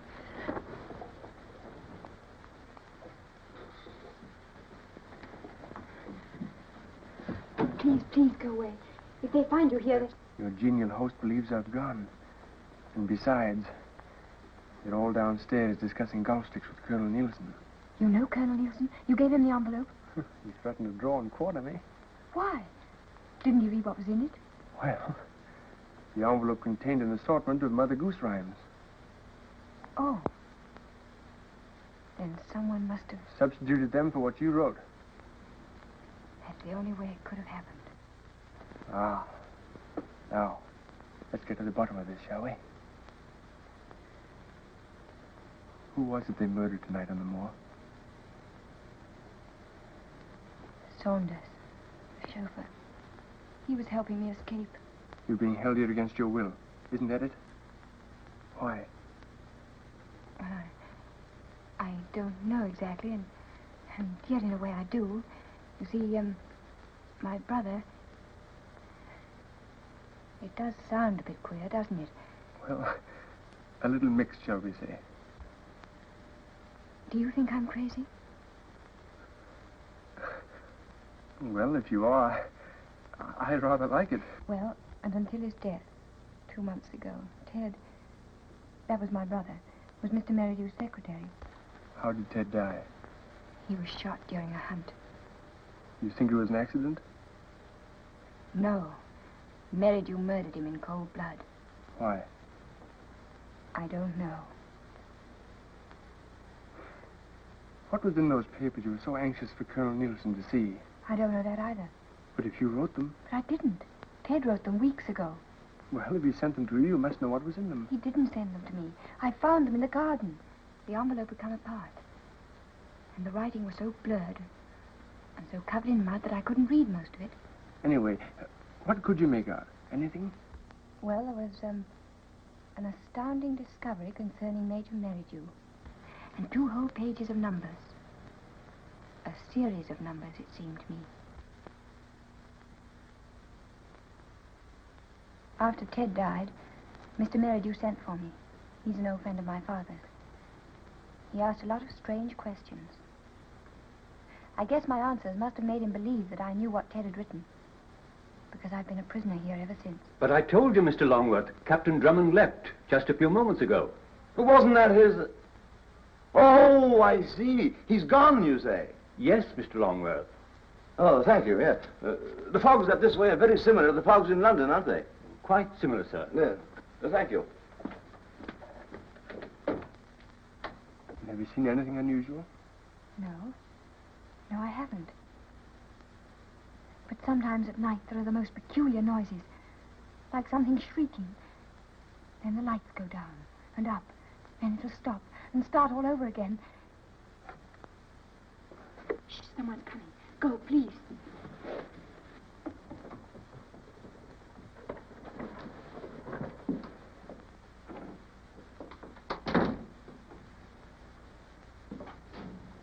Are you comfortable, dear? I'm all right. And have you taken your medicine? Remember what Professor Stanton told you, dear.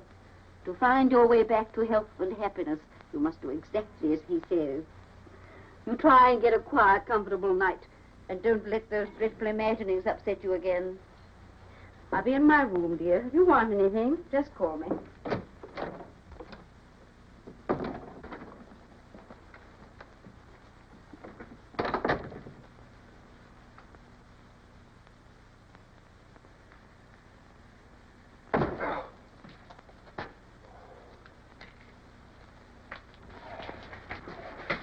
Is he a friend of yours? Styles! What happened? Why, Captain Drummond... Captain Drummond? What was he doing? I don't know, sir. Before I could say anything, he and the other gentleman... What other gentleman? Mr. Longworth, sir. They set upon me. That's all I can remember. And that's enough. Drummond? Drummond!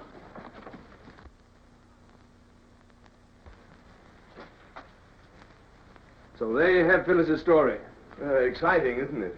But it could have happened, Algy. It could have happened. I don't know. If you're considering her as a possible mother for your children, I'd be awfully careful, old boy. When Gwen and Wait a I... minute. I have an idea. Oh. Hugh, if you Don't interrupt me, please. Hugh, quiet! I'm sorry, old boy, but you've just got to excuse me. Huh? What? Where are you going? Well, I'll be right back.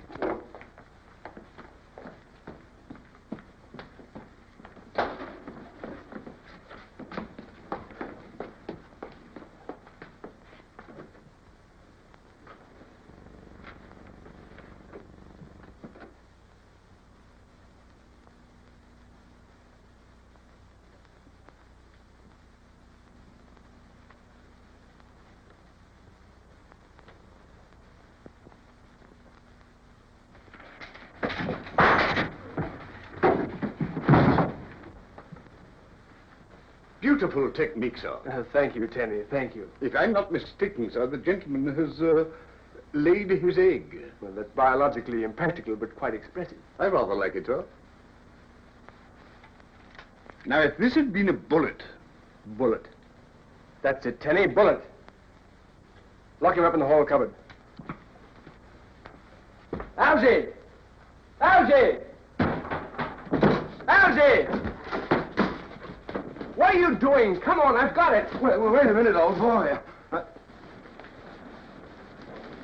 How do you do, sir? What game are we playing? Oh, come on. You're certain, are you, that this is the bullet that killed Ted Clavering? Oh, yes, sir. That was Exhibit A. Very good, Constable. I'll forward a recommendation for your promotion. Oh, thank you, Commissioner Nielsen. It's all right. Good night, sir. Good night. I say, old boy, do you mind if I use your phone? Come on, come on. Oh, dear.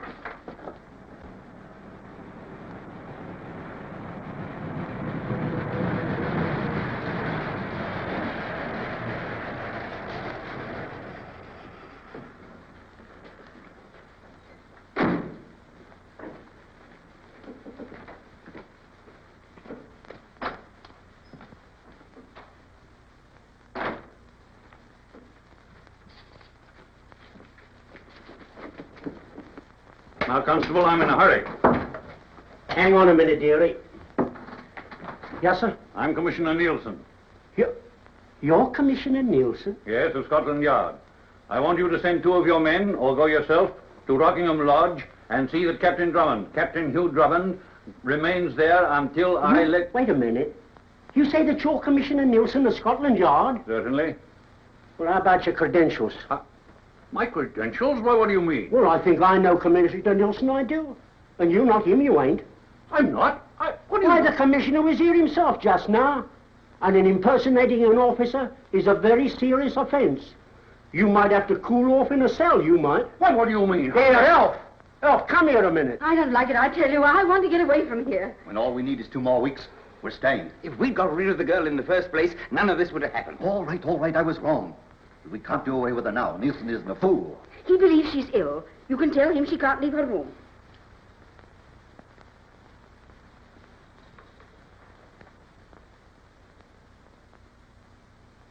Drummond. Good night.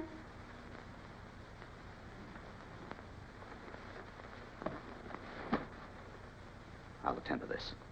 It isn't against the law to shoot a prowler. And if the prowler happens to be Drummond, that's our good fortune.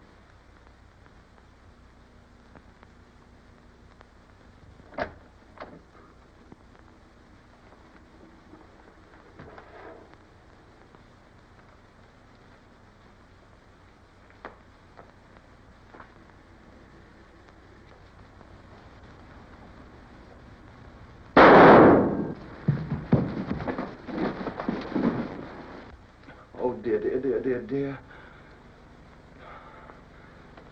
Hospital. Hospital. Are you there? Oh. Tenny, where are you? Hospital? This is Mr. Longworth speaking. Yes, and I'm about to... well, that is, I'm going to have a... I say, old girl, is my baby born? Oh, yes, you're the father of... Hello? Operator! Oh, I've been cut off. Hugh, I'm a father. Nice work. How do you feel? Oh, I feel all right. Yes, hello. Hello, operator. Algy. I have it. Why, Christopher, I have it. Now, our friend the constable supplied this bullet, which killed Ted Clavering. Now, our friend the dummy supplied this one, which Merridew attended for me. Yes. Hello. Now. Hello, operator. Look at the rifling on these 2. Identical, are they not? Very pretty. Operator. Visitors, Algy. Visitors.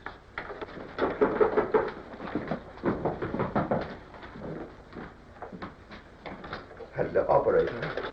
Ah, Inspector, you're just the man I wanted to see. Yes, and you ought to be shot for this night's work, young Huey Drummond. Impersonating an officer. No, they're under arrest. You too, Longworth. Oh, but I say, Colonel, I've just quiet. become... Well, what are you going to say for yourself? Colonel, 6 weeks ago, one Ted Clavering died with a bullet in his heart. Tonight, fired from the same gun, mark you, another bullet sped into the heart of a defenseless dummy. A dummy? A dummy, Colonel, upon which I performed an autopsy. And you found what? In its cork and Excelsior heart, the bullet intended for me. Pity it missed. And I suppose you'll be asking me to believe that the gun that fired these identical bullets belongs to Mr. Merridew. It does belong to him, Colonel. Yes, and I've told you before that I've known Merridew for years. But, Colonel, it takes only one false move to make an honest man a crook. Yeah. Have you got those bullets? In there, sir. Open the door. Excuse me. Hello, operator. Operator. And now, Colonel, if you'll just follow me.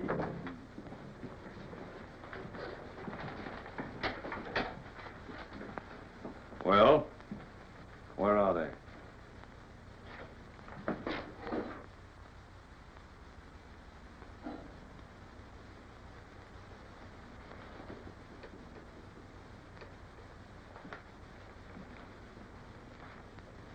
Well?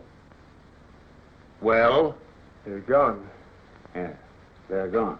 And you're under arrest. Wait a moment. I know.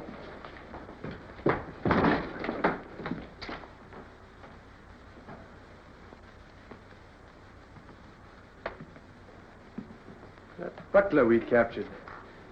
He must have escaped and... Butler? What butler? Styles of Greystone Manor.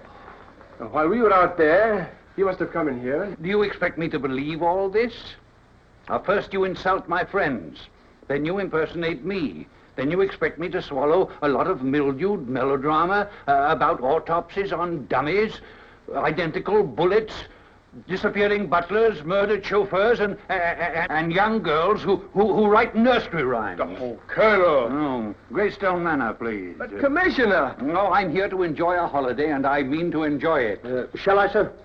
Yes, yes. Oh, Inspector, please. And you and your man remain here. They won't get away from us, they won't, sir. But, Colonel, I've just become a father. Well, there's nothing so extraordinary in that. Is that you, Merridew? Yeah. This is Nielsen. I'm a Drummond's. Yeah, well, at the moment, I have him handcuffed and under guard. And he's going to stay there for the next 2 weeks. Yes. Yeah, we play golf tomorrow? Yes, that'll be very nice, yes. You didn't have your usual good luck. It's all right. Nielsen's got him locked up. Yes, but will they keep him locked up? I'll have a couple of men down from the yard to take them up to London. You hear that, Master Huey Drummond? And for 2 weeks, while you are languishing behind prison bars, I shall be playing golf. Why? Hugh, what did he say? Nothing at all. Would you gentlemen mind if I called my man? I'd like a scotch and soda. Well, sir, I don't know as how... Thank you. Tenny! Tenny!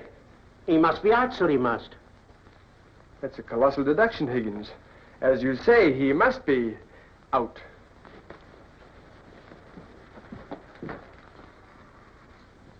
Tenny! It became necessary for me to leave rather unexpectedly, sir. I'm very sorry, sir.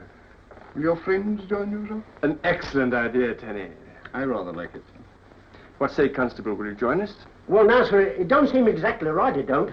You know, drinking with you after arresting you, sir, now does it, Elf? Well, I can't recall anything in the book of rules or regulations. Splendid, Alf. Of course you can't. Come, Constable. Well, I don't know as... Oh, while we're quaffing these convivial cups, we'll allow bygones to be bygones. Eh, Higgins? All right, you are, sir. It's all in the line of duty, it is, sir, and no hard feelings, I hope. No hard feelings. Good. An inspired idea, Tenny. A harmless drink, sir, but quite effective. Now, after Styles escaped, you followed him? Yes, sir. And this pursuit led you to? The stone wall surrounding Greystone Manor, sir. At this stone wall? He saw me, and I blackened both his eyes, sir. He caught me off my guard once. Was that all that happened? No, sir, he disappeared. Into thin air? No, sir, into the stone wall, I believe. Into the stone wall?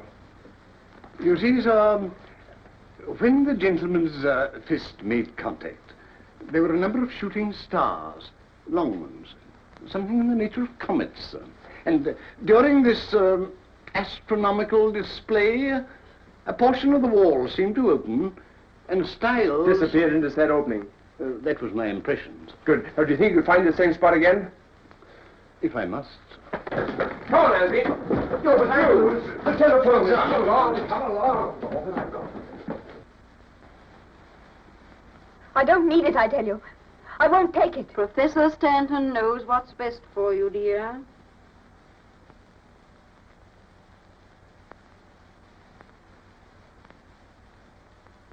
There.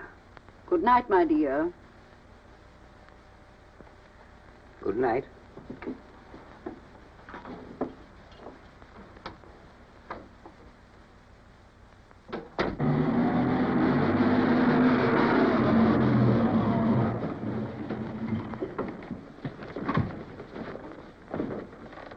This place? I stood here and Styles stood there, sir. And the wall seemed to open up directly behind you, sir.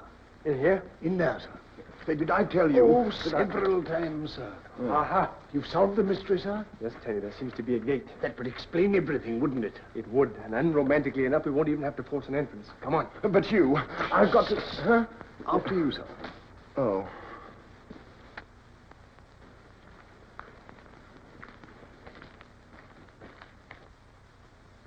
And that, Halsey, is Phyllis's room. Yes, but it seems to be barred. As a matter of fact, it is barred, but the one below it is not. Now, if I only had a... Would this serve the purpose, sir? It would. I brought it from the car, just in case. A great idea, Tenny. I rather like it, sir. Yeah, but I say, Hugh, after I'm a family man now, you know, and Gwen would be terribly... That's over.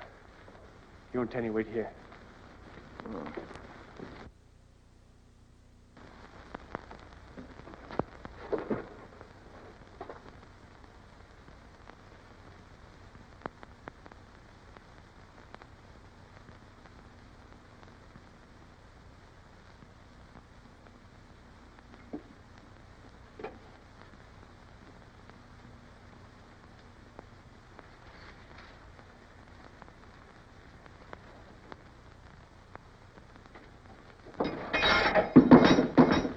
What was that?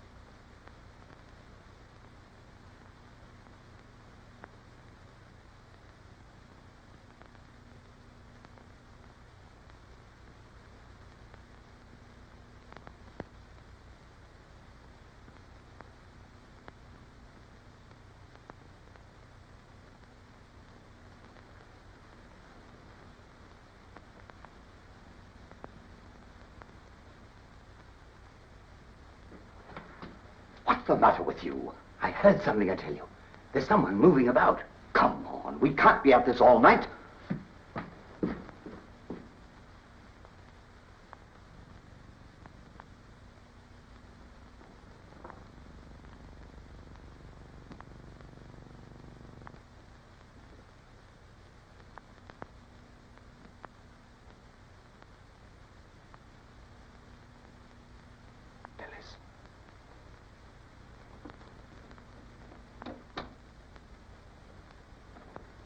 Miss Clavering.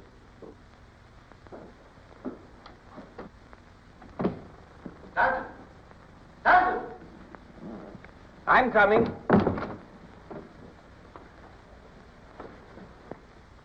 Phyllis. Phyllis!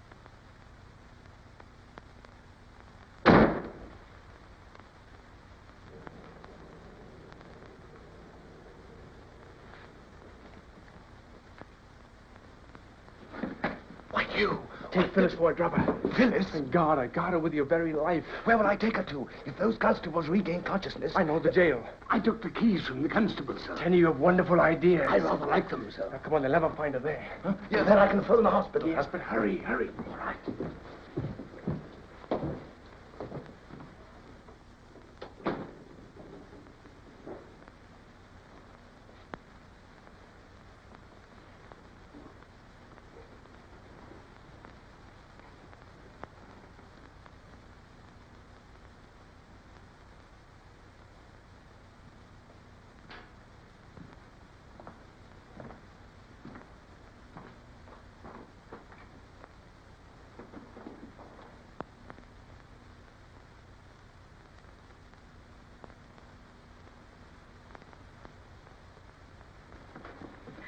Captain Drummond.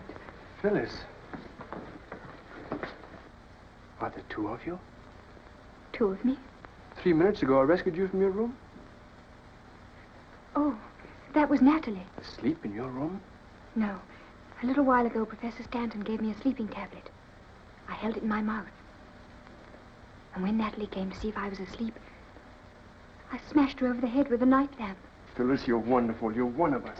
One of you? Yes, it's Algie and Tenny and... Come on.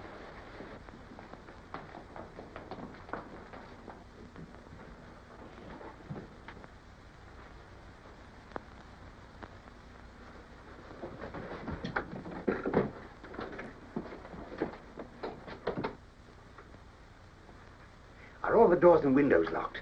Everything. It's getting to be funny the way you keep hearing things. That's Styles and Professor Stanton. Well, go upstairs and see whether everything's all right. Oh.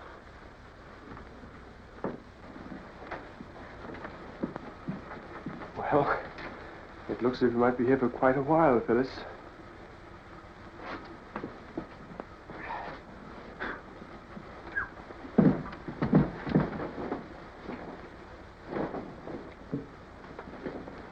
Be seated. Thank you.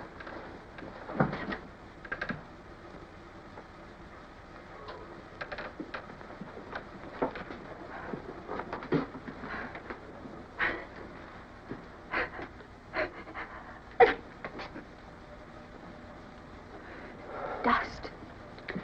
Dust of the ages, my dear. Alive with the romantic past of these ancient walls. And sneezes, too. Yes. I suppose this beehive of industrious skullduggery will eventually quiet down. And then we can get out.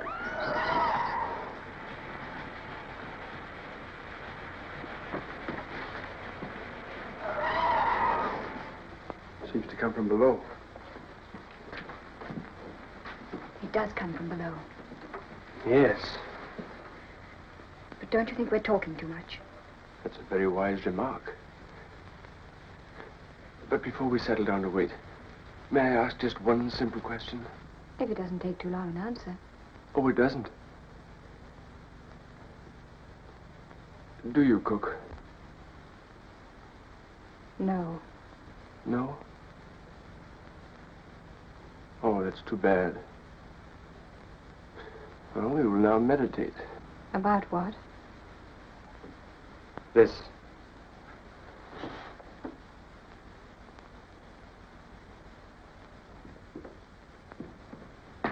Was everything all right upstairs? Everything is locked, if that's what you mean. But the window in the library wasn't. There's somebody in this house. What?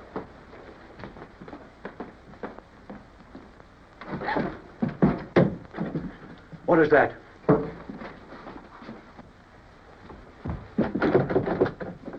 Who's in there? Come out, or I'll shoot.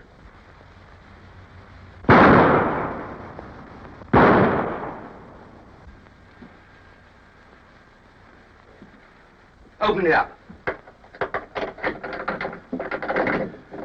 There's a key on the other side. Well, push it out. What are you waiting for?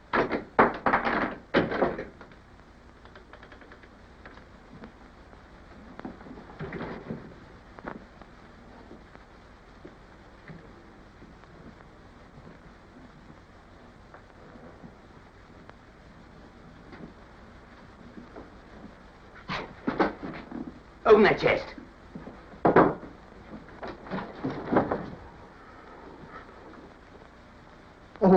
hello. Good evening. Get up, Drummond. Keep your hands above your head. I'm awfully sorry, old chap, but I can't make it. Would you mind if Pickleface gave me a lift? Help him. No tricks? No tricks. If I could use a good one. Take his gun. And there, my friend, I have you, because I haven't a gun. Then you're very careless, Captain Drummond. No gun. Straight ahead. To your left.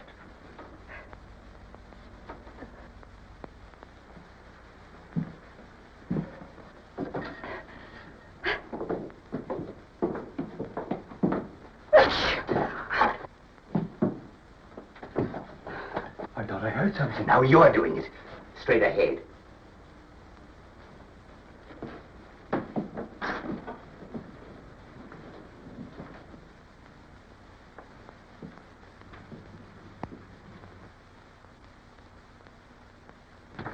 That'll be far enough.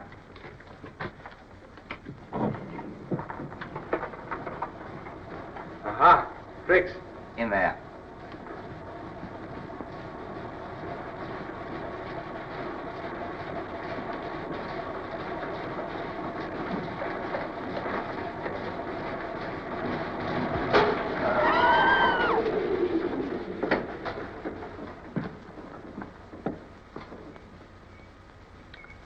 Your persistence is to be admired. Thank you. But your judgment is not. I see. Another trip to Snowden's Marsh. Yes. It leaves no incriminating evidence.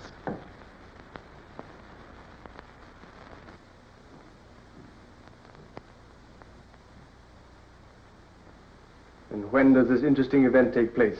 There's no time like the present. No noise. You follow me? Perfectly. Professor Stanton might use his pop gun. And he is an excellent shot.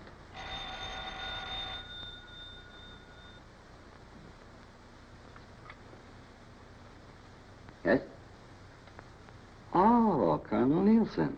Yes, Mary. Has Captain Drummond been there again? Why, no, Colonel. We haven't seen him here.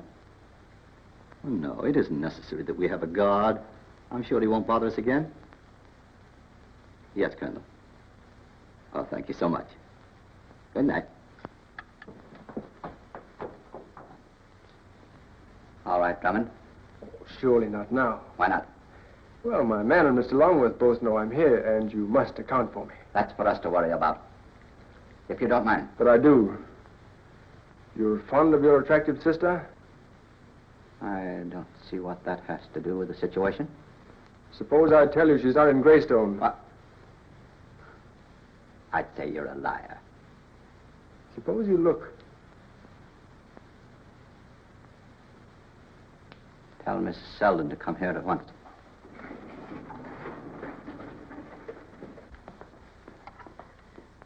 Hello. Hello.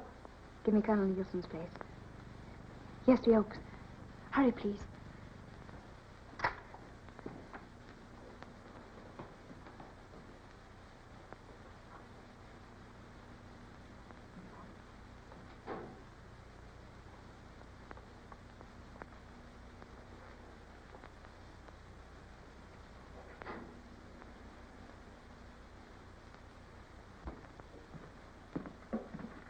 Come out of there.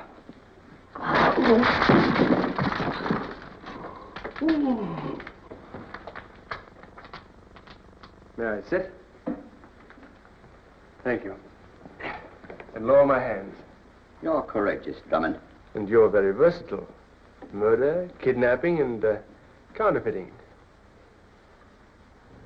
Series D of the Warlord, aren't they? If you say so. A very clever idea. Putting all Miss Clavering's inheritance into these fakes. These counterfeit bonds you've been making. Get rid of them. By all means, because that's the sort of evidence that... Shut up! All right. Oh, no, you won't. You won't shoot me, because I happen to be the only one who knows where your charming sister is.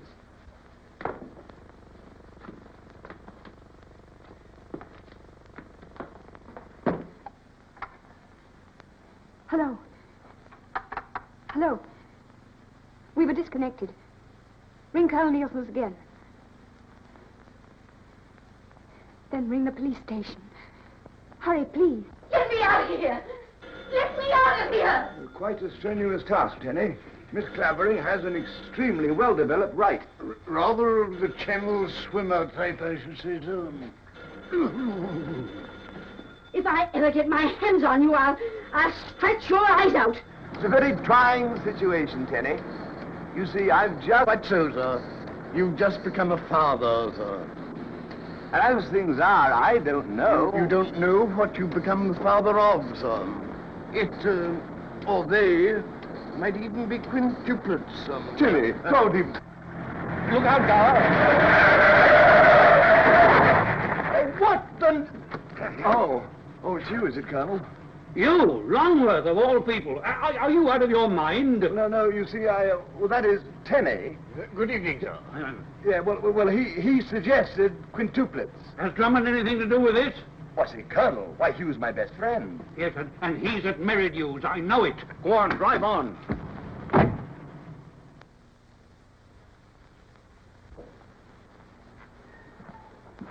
See what's keeping Natalie and Styles.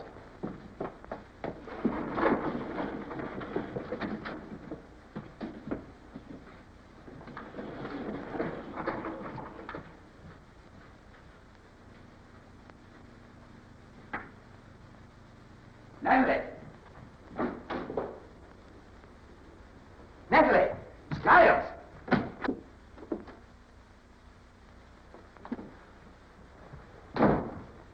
May I?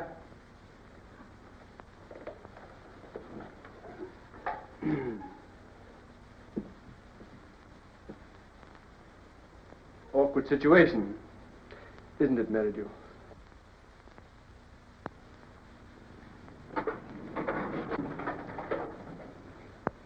Did you find them, Stanton? Drop that gun.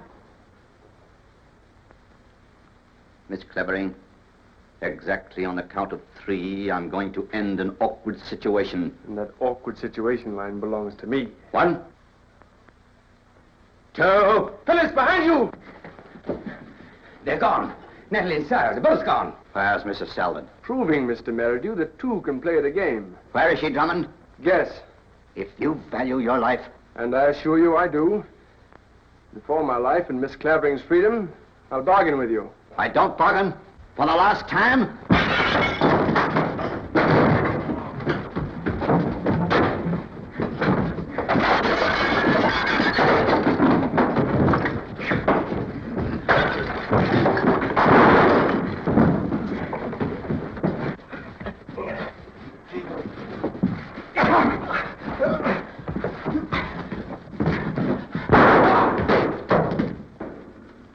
Sorry, old man, had to do it. Glad to see you again, you old boy.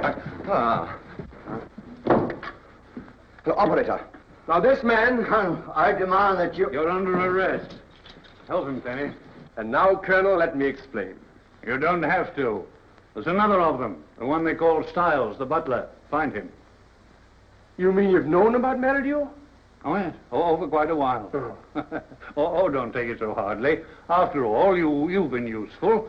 In your own quiet, acrobatic way. What? Oh! You! It's the boy! Yes, congratulations. Thank you. Congratulations, Colonel. What? Oh, yes, and the same to you. But, Commissioner, why didn't you let me know? Oh, my dear boy. Experience suggested a saner course than yours, and experience would have achieved the same result. Yes, I know, but Phyllis...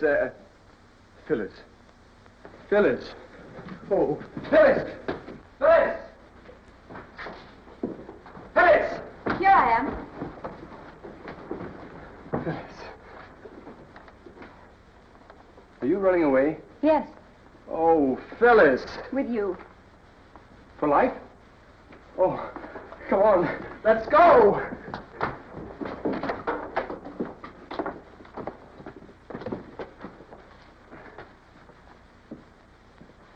Well, and where are you two going? Oh, we're off to make our wedding arrangements. What? Do you approve? Oh, most assuredly. If you'll take a long honeymoon. Promise? Oh, I do. Why? Because when you leave England, I shall get a chance for a real vacation. Then pack your things, Commissioner, because we're on our way.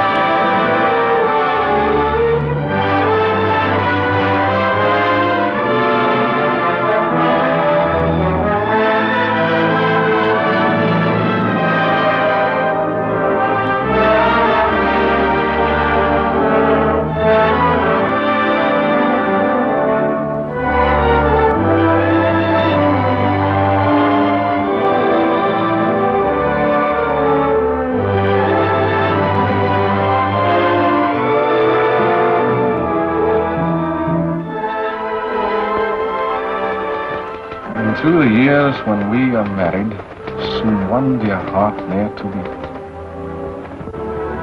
Soon one dear heart ne'er to be. Penny! Soon one dear heart ne'er to be. Penny!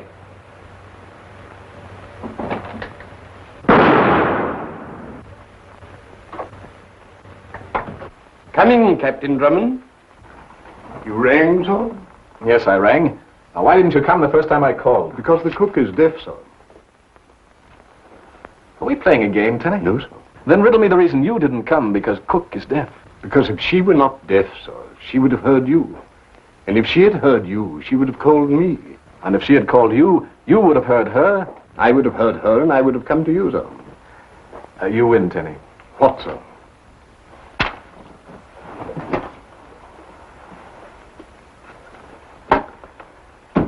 Now, where were we? If you mean where was I, sir, I was outside with the torchlight. The fog is very thick, and you're afraid that Colonel Nielsen and Miss Clavering wouldn't see them. See them? The gates, sir. Oh, well, you lit them, of course. The gates, sir. And now, Tenny, the lantern's on the gates. Oh, yes. Well, now that we're out of the fog, let's see if you can help me. Very well, sir. Tenny, I have written a poem. Not really, sir? Yes, really. Here, read this. Very well, sir. The first letters of each line taken in order spell a young lady's name, sir. Phyllis. Phyllis. Go ahead, read it. I am, sir. Aloud. Perhaps you'll know when this you see how much, my dear, you mean to me.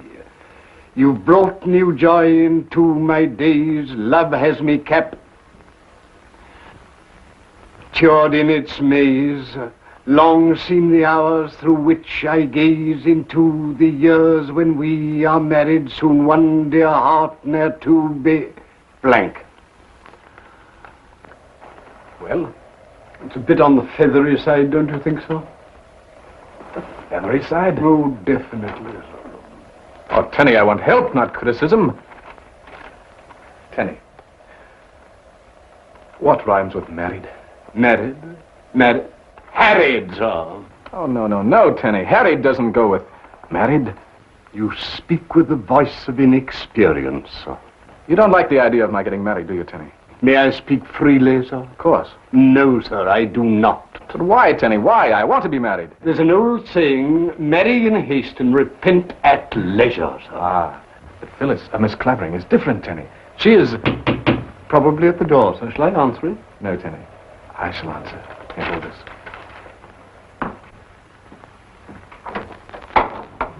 Darling. Hugh.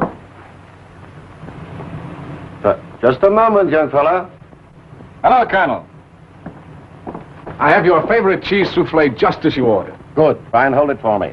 I've got to meet the 7 o'clock express. There's some important papers from the yard. Oh, what's up at Scotland Yard? A nice, juicy murder?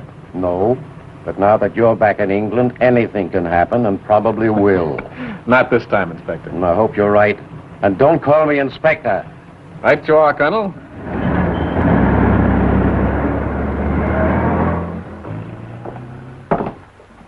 Do you like cheese souffle? Do you? I hate it. So do I. Thank heaven.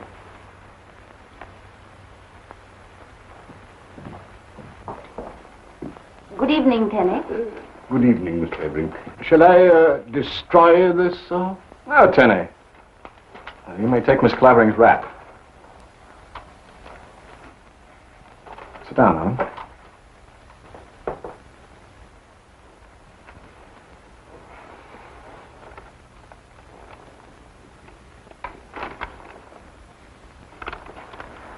Oh, for me.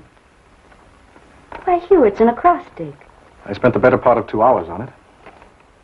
Perhaps you'll know when this you see how much, my dear, you mean to me.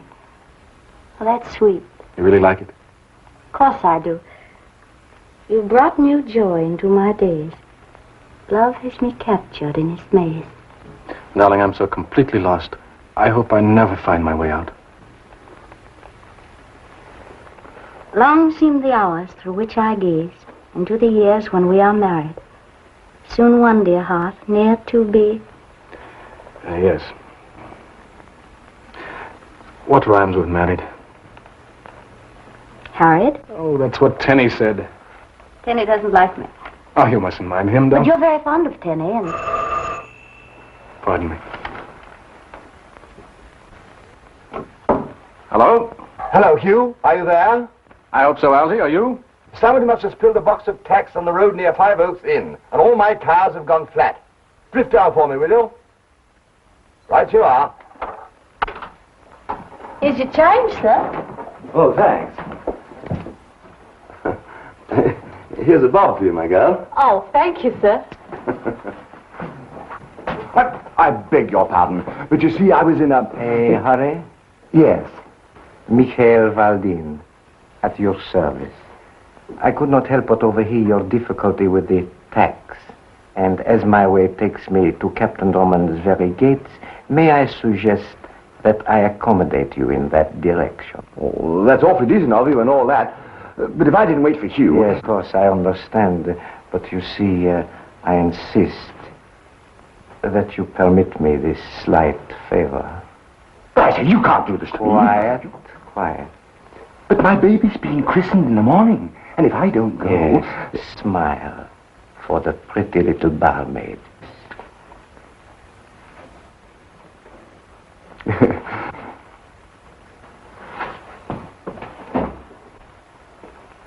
Sure you won't come along? No, I'll try to think of something to rhyme with married. Think about this. Back in a little while. Hors d'oeuvre, miss? No, thank you. Oh, Tenny, Yes, miss. why don't you want Captain Drummond to marry me? You see, miss, Captain Drummond leads an adventuresome sort of life. And I rather doubt that you would fit in, if you will forgive my saying so. Is that all you have against me, Tenny? You see, miss, Captain Drummond is rather like a son to me, and I don't want to see him make a mistake. And because he proposed marriage an hour after he met me, you feel he might be making one? Love at first sight is rather like a mule, Miss Clavering. It kicks backwards. Suppose I were to tell you that Captain Drummond is the first and only man I've ever cared for, and that I love him deeply and with all my heart. Would that make any difference? I rather think it would, miss. Then that's the way it is, really. That makes me happier. Good. Tenny, Yes, miss. Captain Drummond really likes this adventuresome life you mentioned. If I may use the term, miss, it's the captain's wine. You like it, too. Well, it sort of runs in the family, miss. Don't you think there's much to be said in favor of home and fireside? The thought had never occurred to me, but it is an idea. Well, I, for one, hope that after we're married, we can all settle down to peace and quiet. It's probably Colonel Nielsen.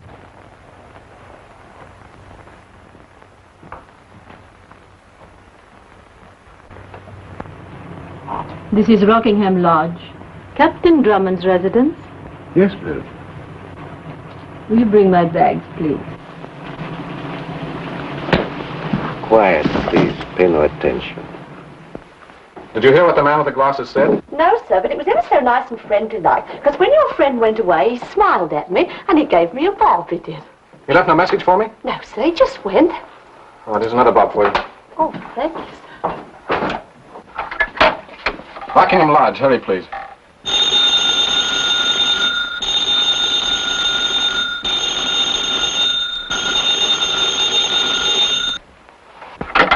Operator! Operator!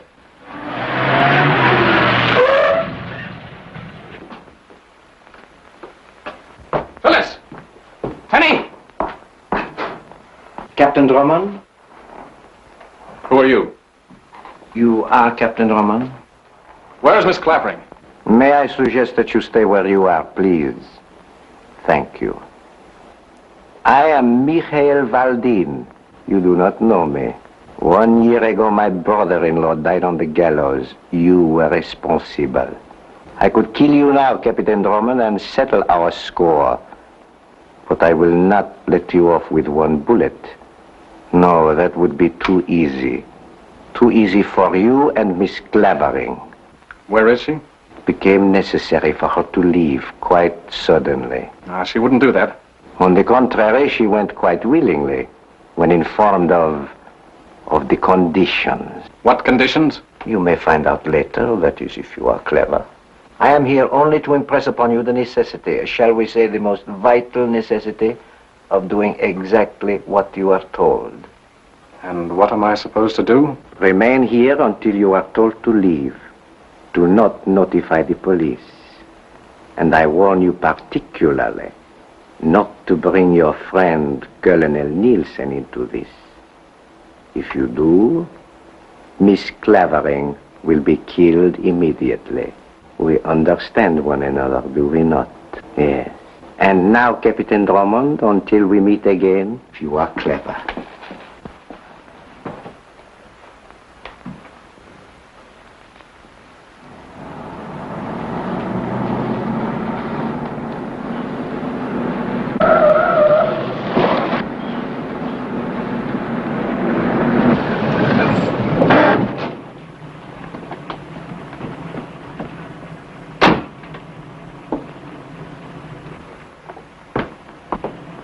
Colonel, Phyllis is gone. Gone where? I don't know. You don't know? I haven't the remotest idea. Confounded Drummond. How is it that whenever I see you, someone has either been murdered or disappears? Come on. Tell me about it. I can't. What do you mean you can't? You're Scotland Yard. I can't bring the police into it. I'm more than Scotland Yard. I'm your friend. If there's anything wrong, I want to know it. Oh, I can't tell you, Colonel. Thanks just the same.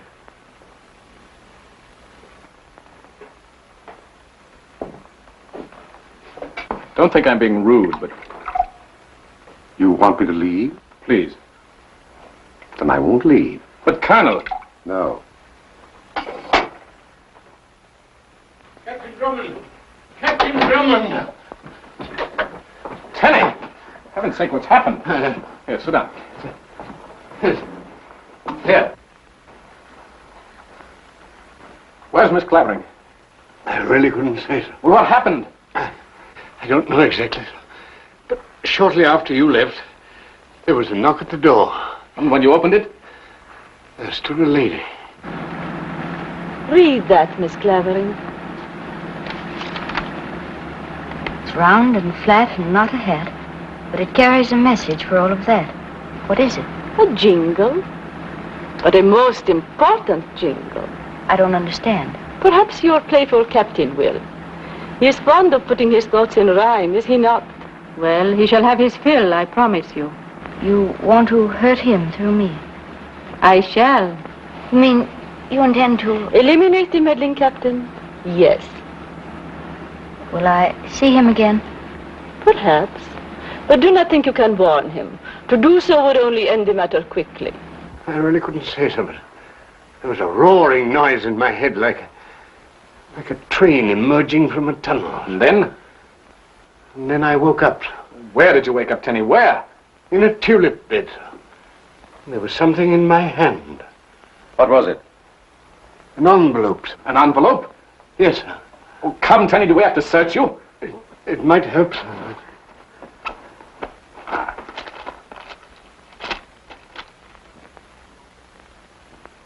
Someone's playing a joke. It must have backfired.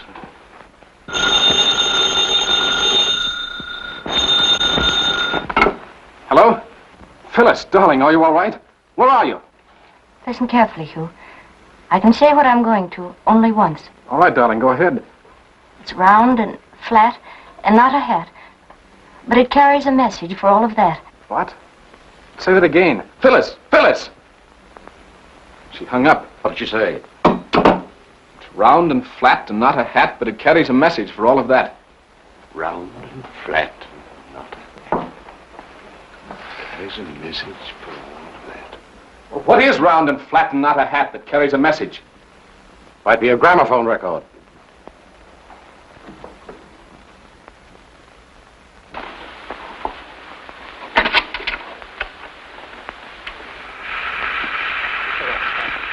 Do you recognize the voice, Hugh Drummond?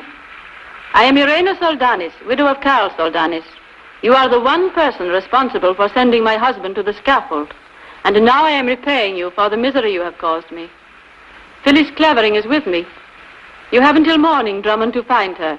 You can use your friend Longworth and that putty-faced servant of yours. But keep Colonel Nielsen and Scotland Yard out of it. You like games, don't you, Drummond? Then my game with you begins.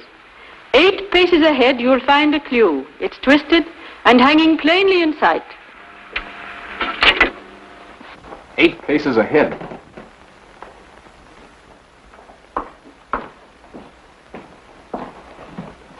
I don't see anything twisted and hanging. Sounds like a rope. Or a piece of cord. Mr. Longworth! Untie him. Glad you're alive, old man. Exactly 40 miles from here, you'll find an inn where fishermen are lying. Perhaps Phyllis will be there. Exactly 40 miles from here, you'll find an inn where fishermen are lying. Exactly 40 miles. But can't when you show 'em. You, try Drayminster. Drayminster?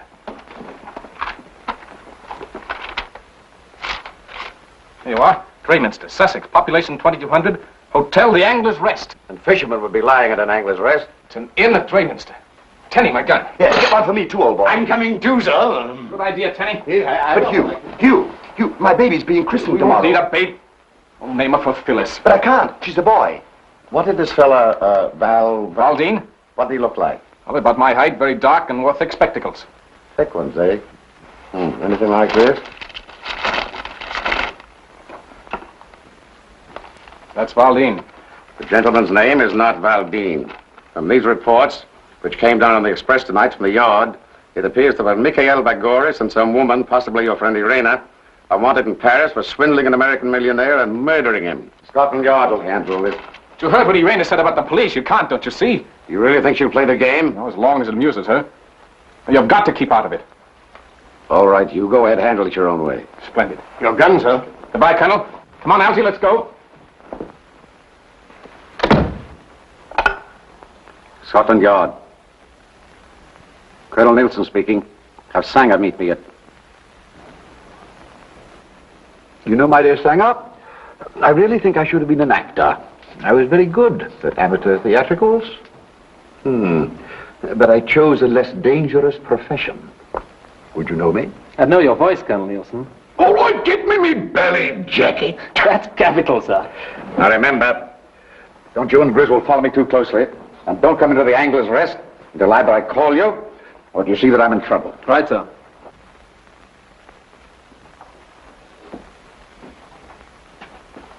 Hey, Evie, 5th time round, right? Right, here.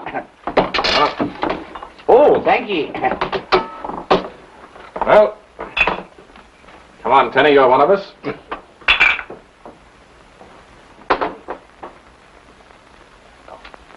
Oh, why the devil doesn't something happen?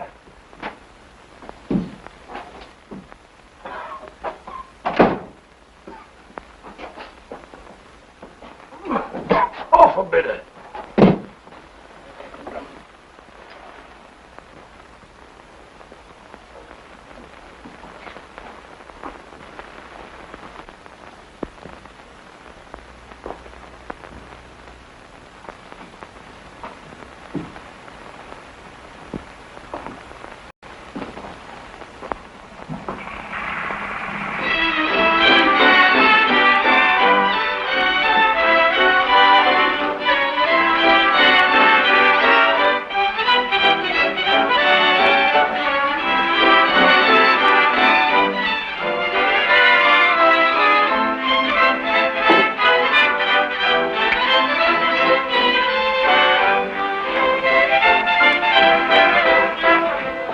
Outside. If he tries to follow me, you fellows stay here.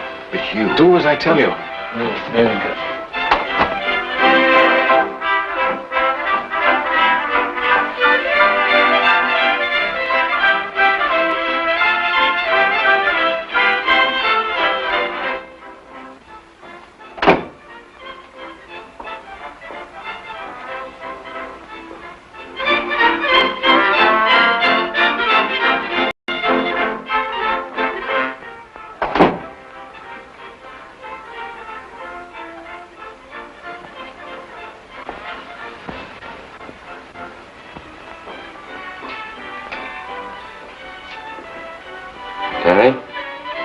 I'm going to follow him. Oh, no, sir. Captain Drummond told us to stay here. My mind is made up. How's Aileen again? All right, yeah, old Tinch.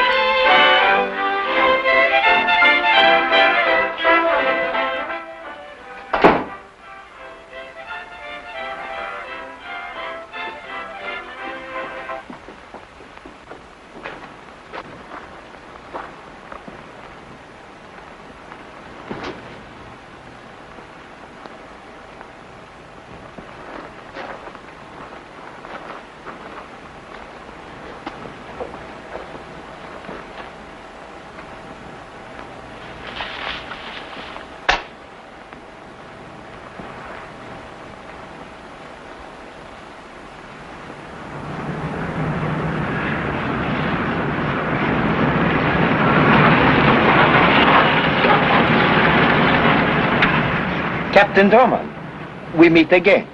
Yes, I expected we would. Then you also probably expected another little poem.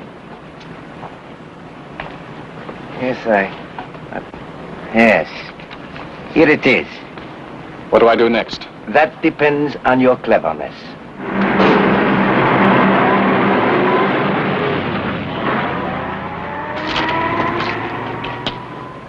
What you've done once, do once again. What you've done once, do once again.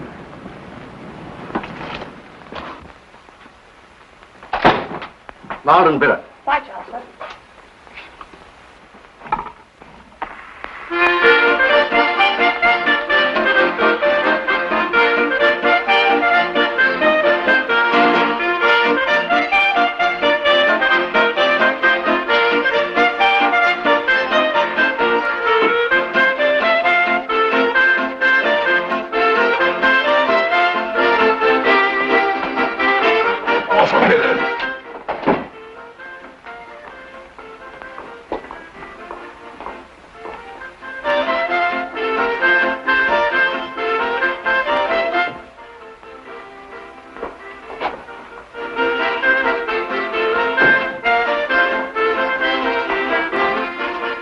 Where are they?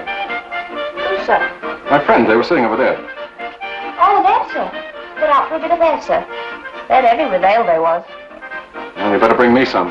Right, Chancellor. What you've done once, do once again.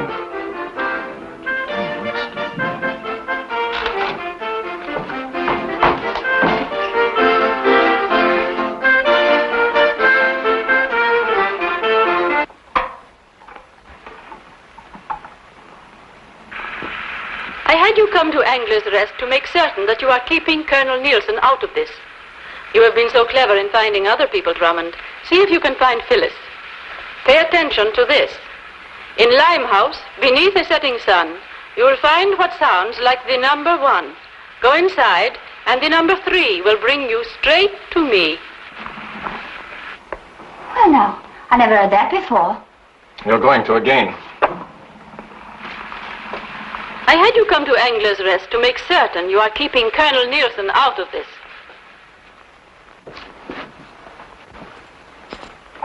Thank you. Thank you, sir. Oh, there you are. Sherry and I were Never just mind up- that. Read this. Huh? The ABC, old fellow. Oh, please, Algy, be serious. Right you are. Limehouse District. Neat, what? Excellent, sir. Pardon. I think I can help you, sir. Well, to begin with, I have a sister. Yes, Tenny? And she lives near Limehouse. Well, and I know the place like a book.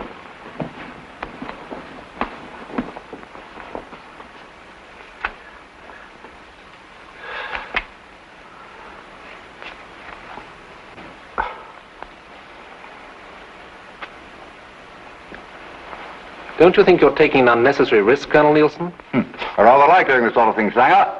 Besides, I've got to watch Hugh Drummond. Can't Griswold and I take this case? You don't know Hugh Drummond. He believes that he alone can save Miss Clavering. And he may be right. He's a fearless fool, you know. He caught Coll Soldanis, one of the most dangerous criminals I've ever known. And through Drummond, I hope to catch Irena Soldanis and Valdine. Here, put this pillow under my coat, will you? Hello. The Sangilbong's Cafe, matey. I smell trouble, eh? Beneath the setting sun. Tenny, your idea of disguise was a stroke of genius. I rather like it, sir. No.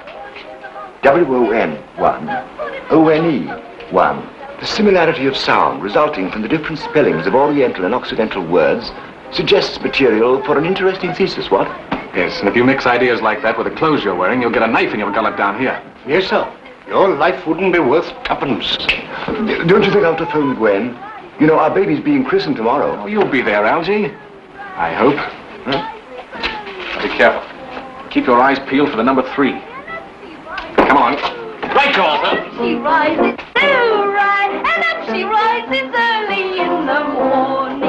What shall we do with a drunken sailor? What shall we do with a drunken sailor? What shall we do with a drunken sailor? Early in the morning. Take it easy, mate. What'll you have? Mild and bitter. Same here. Same for me. Put him in the longboat until he's sober. Put him in the longboat until he's sober. Put him in the longboat until he's sober early in the morning. Hooray, and up she rises. Hooray, and up Mild and mild. Stranger, you? And what's it to you? All right, all right. I was just trying to be friendly-like, and it takes my bloomin' head off.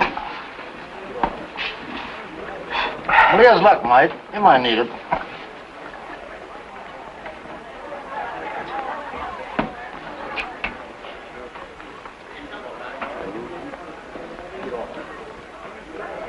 Know your way about down here? Oh, you was right, Mighty. I am a stranger. Lonesome, too, I takes it. Lonesome ain't the word for it, if you know what I mean. Come on, then.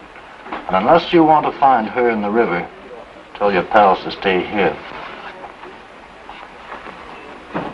I'll meet you at my car. Don't you think I'd better? You heard what he said.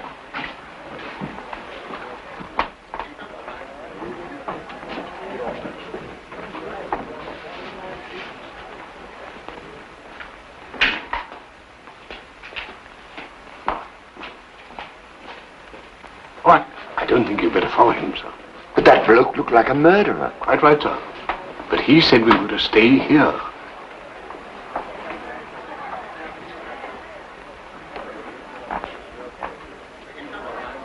Those 2 lads mean well, but Drummond told them not to follow him, and he meant it. Kenny, my mind is made up. What, again, sir? Yes.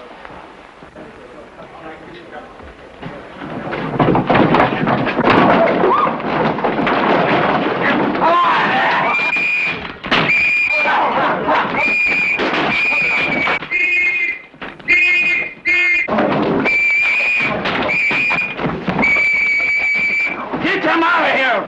They'll ruin my place! Get them out of here!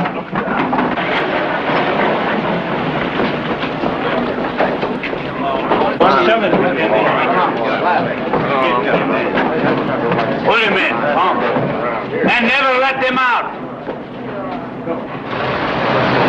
You see so? Yes, you had the right idea, Tenny.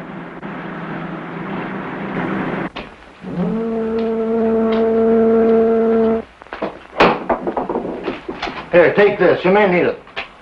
Up to you, my friend. Well, don't you trust me? Like a brother.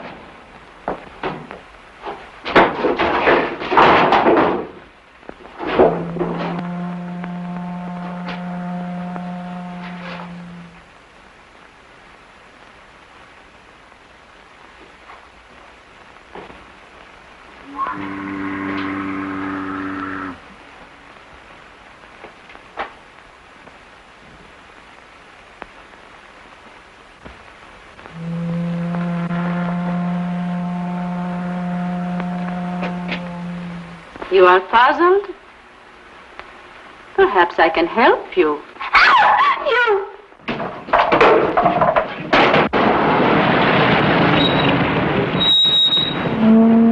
Lively, lads. But I say, old fellow. Come on, out of it.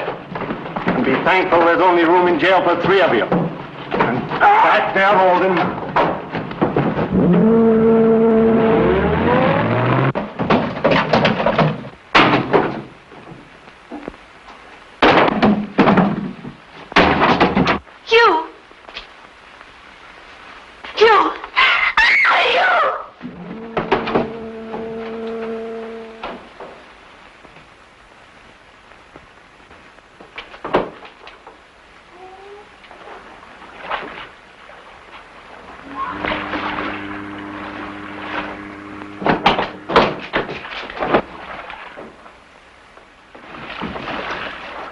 How easily you follow orders, Drummond. What have you done to Phyllis? Is she all right? But of course. Would you like to hear her voice? Let me talk to her. Speak to him, my dear. You. Keep your chin up here. A pretty speech, Drummond. If Lady Macbeth isn't double-crossing us, we'll get out of this yet. But you've a long way to go before you find out whether I am double-crossing you or not. Then let's get on with it. The air in this place won't last forever. Be grateful that this time it is air. What am I to do next? I could kill you now, or leave you here to die. But I've not finished with you. You will suffer just as much as my husband did when his life was taken away from him. Tell him, please.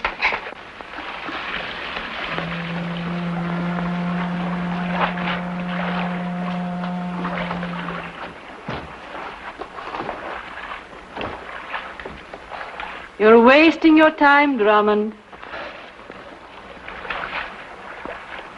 Below you is the Thames River, and I will...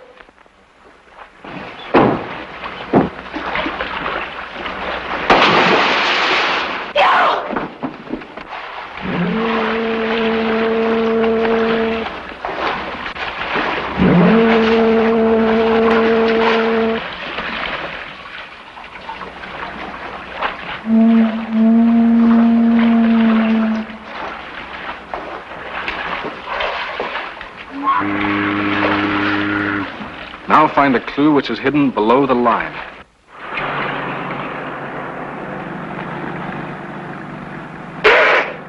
Good help, Colonel. I've been wanting to do that for an hour. Colonel Nielsen, do you think Irena Soldanis intends to release Miss Clavering? I'm afraid not. And if she suspects the police are on her trail, it'll mean the end of Phyllis. Do you think we can... I know we can get to Rockingham Lodge before Drummond. After that, who knows? One of the words is underscored by the line, but there's nothing below it except what I've just read. Let me see that again. Oh, confound it, Tenny. Where did your sister have to go for that ale? Here I am now, sir. Oh, it's fine, Effie. It's because it's so late. That's why I was gone so long, sir. And you know Curlikins? That's what I used to call Henry when he were a baby, sir. When I was a-coming up the stairs, there was the most peculiar old man, and he... A clue which is hidden below the line.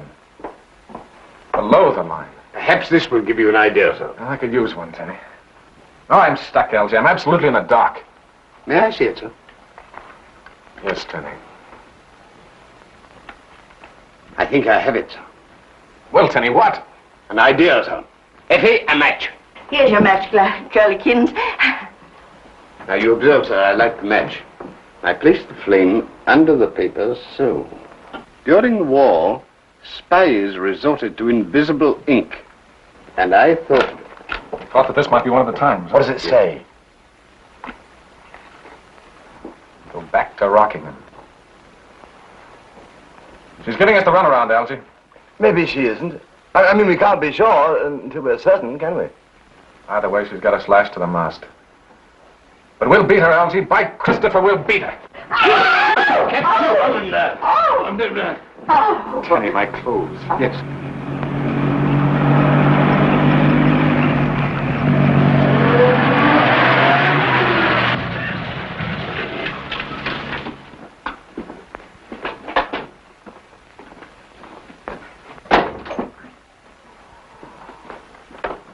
That's where you found me, remember? Yes, Algy, I remember. Confound it, Drummond. Why do you have to make so much noise? Hello, Colonel. Did anything happen while we were gone? Not here, at any rate. Why the disguise? Chase led to Limehouse. So you're back where you started from? Yes, confound it. Think you'll hear from the lady again? Well, I'm trying to believe I will. Why doesn't something happen? Tenny! Yes, sir. Hello? Hello? Yes, Gwen. Yes, he's here. Algy? Algy? Don't worry, will you? Sorry, old boy. But what happened? Gwen wants to talk to you. Gwen? Is she here? On the phone. Oh. Gwen, darling? This is Algy Walgy. Did you miss me, sweet? Huh? Oh, of course I do. But you think you like being called Algy? Now, Bunny One, you know he looks just like you. Let's call him Gwen. What? Oh, yes, that's right. He is a boy, isn't he? If you were a girl, we'd call him Gwenny Wenny, wouldn't we? Pardon me, Gwen, but I'm expecting an important call. Goodbye. Look here, old boy. You... What? Nothing.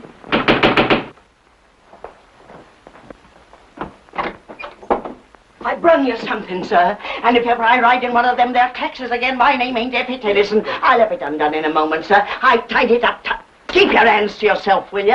And I told the taxi man to hurry, but I didn't tell him to break my neck, which he almost did when he hit a bump. Oh, there it is, sir. And the taxi fare come to £1.12 and sixpence, it did. Pay him, Tenny. Oh, he's paid, sir. But Curlikins can give me the £1.12 and sixpence. Where'd you get this? Why, just after you left, a knock come at the door. And when I opened it, there was a very polite gentleman what wore heavy spectacles. Oh, it's a gramophone record. Maybe we'll have some pretty music. Come on.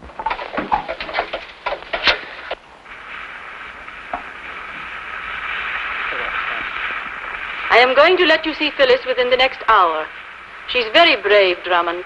You should be proud of her. And perhaps she will be proud of you if you find the answer to a line from a certain volume of Wordsworth's poems. Go back to Angler's Rest. That woman's giving you the runaround, Hugh. Let me handle this, won't you? If the yard came into this, she would kill Phyllis. Now, Colonel, it's Irana's game, and we've got to play it her way, as long as we know Phyllis is alive. See you later, Colonel. What's it all about, sir? That's what I intend to find out.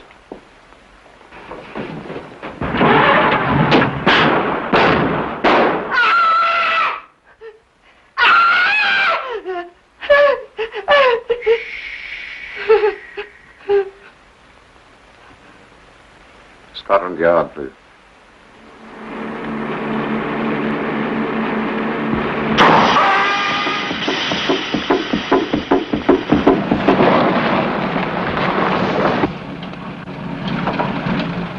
Well, this would have to happen. Tools, Senny. Here, hold this.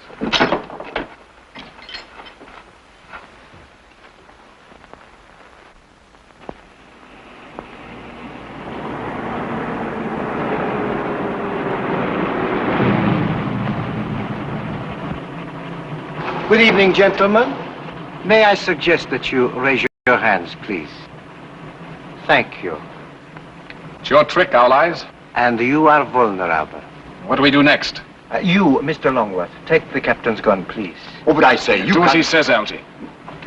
It isn't cricket. Far from it. Drop it. Hands up again, please. Thank you. This way, Captain Drummond. See you later, Algy. Well, you are very optimistic, my friend. Oh, also, may I warn you that to fire after my car, as you intend to do, will result only in the sudden elimination of Captain Drummond. Thank you. I see that you understand. After you, my friend. I shall have to lower my hands. Please be certain that is all that you do.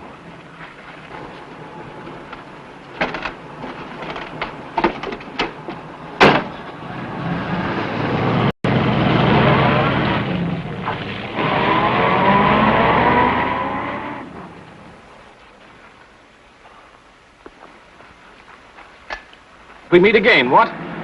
That's what? The night is full of surprises. Yes. And the night is still young. Good evening. Ah, Lady Macbeth. Witty as ever, Drummond. But I am not walking in my sleep. And here is Phyllis, too. Hello, darling. Hello, Hugh. Chin up. Right. Face forward, please, Captain. Hugh, Yes, darling. is Drayminster the 5th or 6th most beautiful village in England? Does it make much difference? That depends. Well, then I'll remember it. It's important. Is that all you can tell me? If she tries to tell you more, it will be most unfortunate. Say only what she's told you to, darling. You catch on quickly, Drummond. And now, my friend, you better say goodbye to Phyllis. Part again? You may stop now.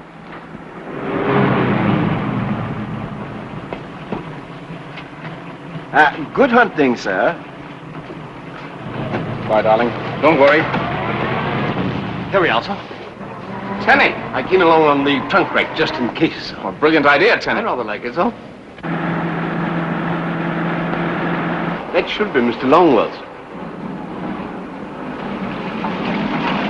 What happened? Nice luck, Phyllis. Yeah? Chin up and all that sort of thing? Right, go on.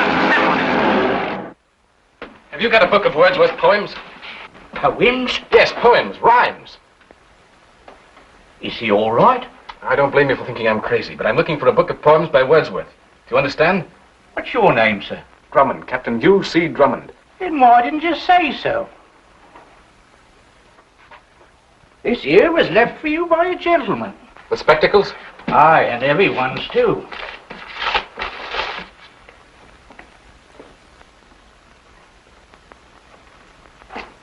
Anything's liable to happen. Have the boys stand by with a call. Very well, Colonel Nielsen. Wait a minute. Sitting on the... Captain Drummond. Oh, forbid it. Right, Joe. Wonder if there's anything in that basket.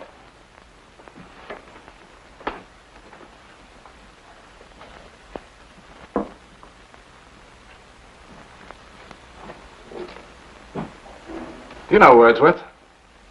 Jose. What do you got in the basket? Fish.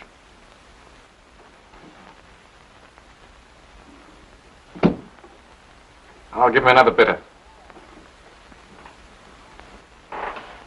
Balm, if you ask me. Captain Drummond. Yes, Tenny? While you were investigating the fish, I found this. The mere. Landlord! Well, gents, what'll it be? Is there a place around here called the Mere? Aye, there is. Well, what is it, a pond or what? No, it's an house, an old house about 3 miles down the east road. It's haunted. Who lives there? No one lives there now since old Farmer Jason were murdered about 12 years ago. He were a fierce one, he were. Kept them as awful savage dogs, he did. Jolly, what? Out the east road, eh? Aye, there's no other house near. But you been going there? Yeah. Oh, much obliged. Come on, Elsie.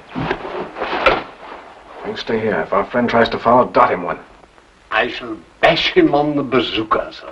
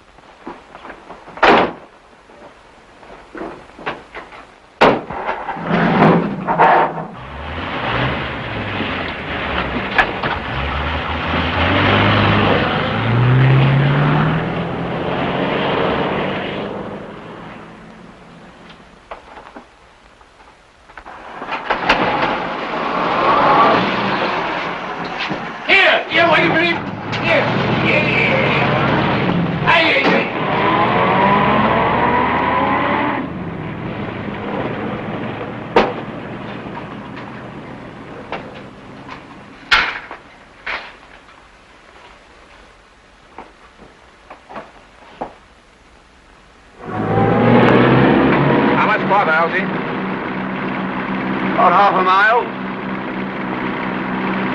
Look out! Just made it. Are you sure? Go on, go on. We're doing 50.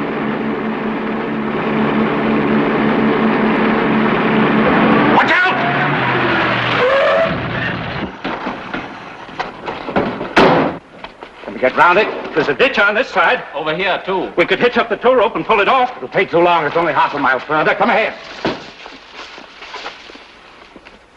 Algy. What? Don't forget to call Gwen when we get back.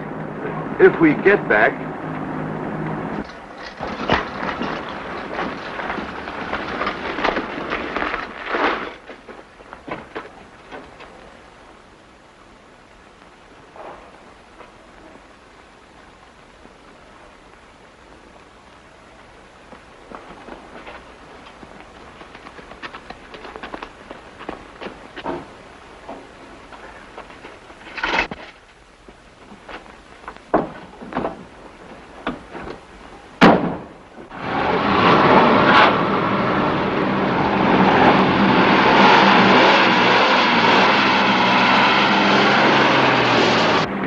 that must be it. Hang on.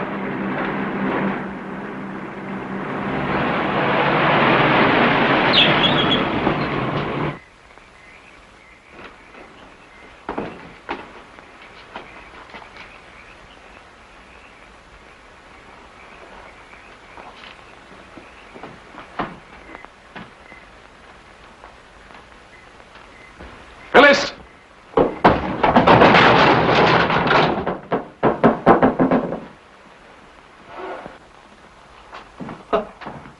Cheery old place, isn't it?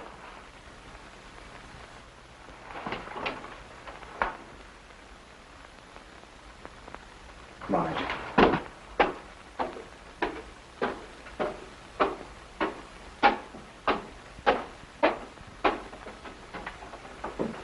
Open the door, Algie. Huh? Open the door. Oh.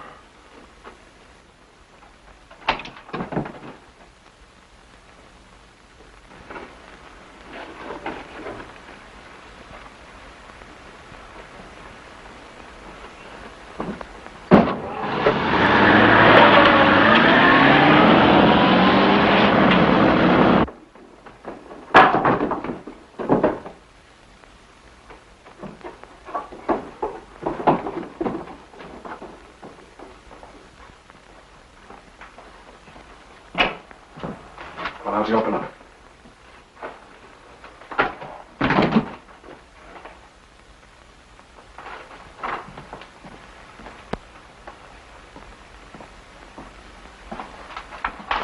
I'll open it. What again? Come on, hurry up.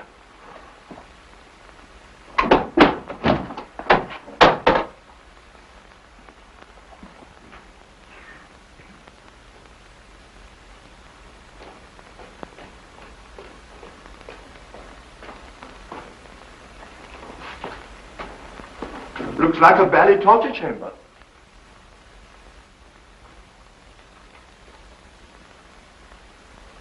This must have been where the murdered man kept his dogs.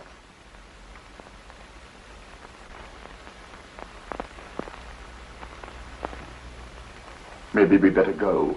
Quiet,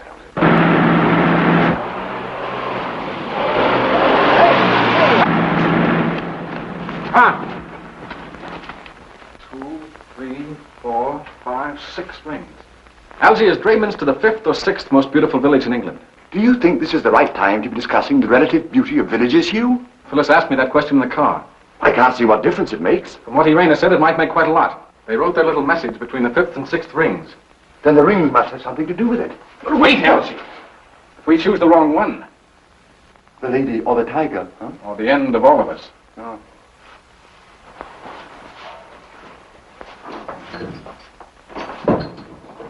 What are you doing? Don't mind, pull that light out.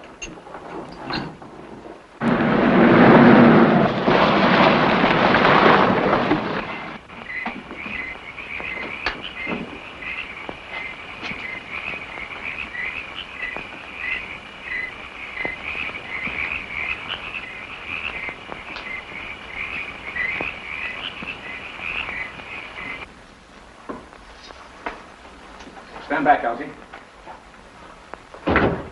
Look out!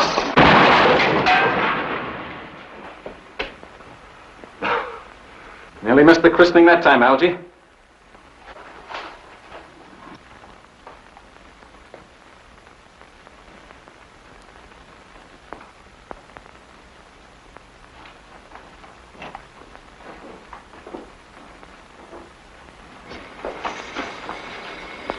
Listen.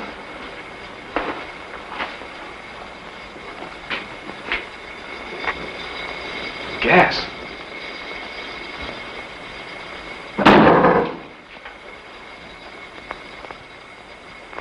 Phyllis!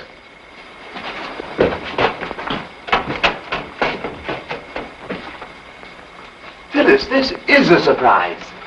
Better? I'm all right. Good girl. We've been looking all over the place for you. Shut up, Algie. Yes.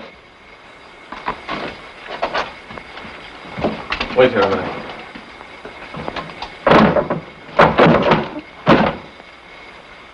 Exactly 1 year ago today, you caused my husband's death. This is the last act, I take it. Yes, you are right, Drummond. I don't suppose I could strike a bargain with you. A bargain? Yes, for Miss Clavering, Mr. Longworth. After all, they're only innocent bystanders. It was my plan for the first that you and Miss Clavering should go together. If Mr. Longworth happens to be with you, that's his affair. And now I want you to be quiet and listen very, very carefully.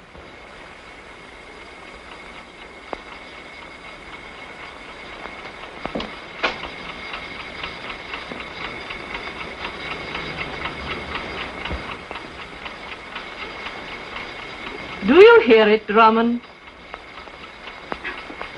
Yes, I understand. The climax of your jolly little game is a trip to Kingdom Come when this infernal machine goes off. That right? That was Mikhail's idea. You seem to have thought of everything. We will keep them company if we do not get out of here. Come.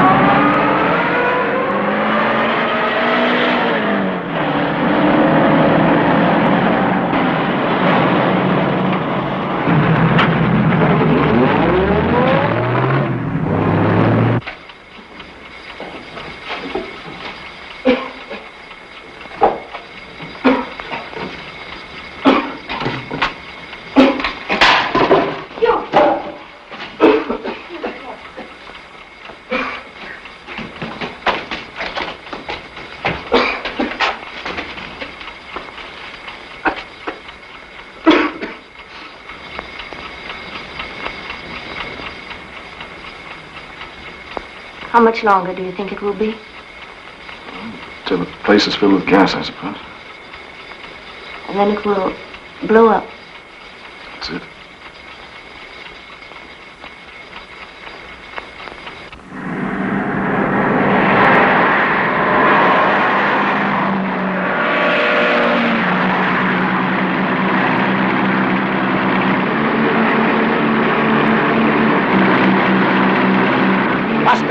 We are being followed.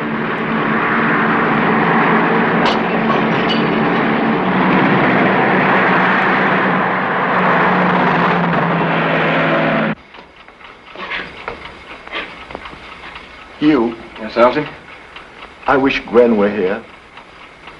I wish I could call her. Yeah, let's try wishing that door was open.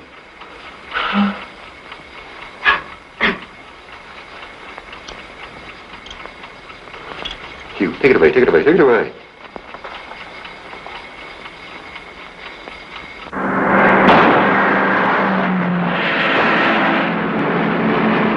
Push him off the road. Right, sir. Faster!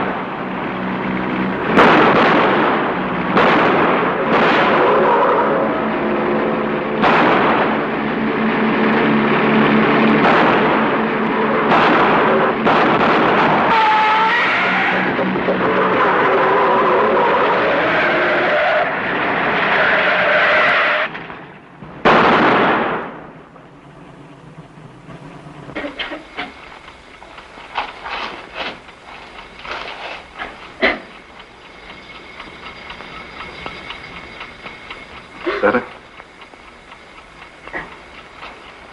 Where would you have gone for your honeymoon?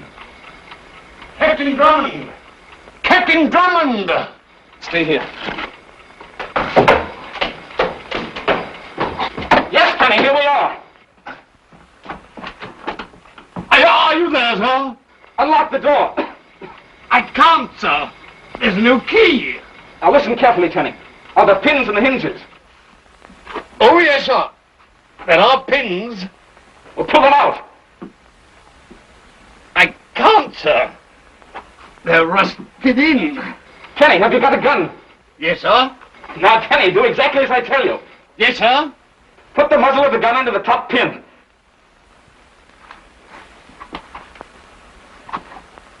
It's there, sir. Now, I'll pull the trigger. It worked, sir. Good. Now the bottom one. Get ready. Come on.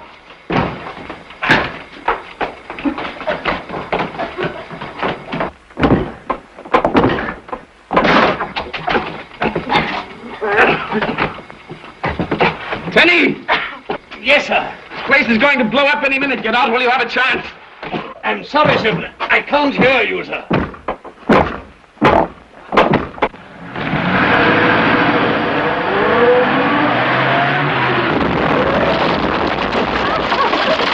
You're too late, Nielsen.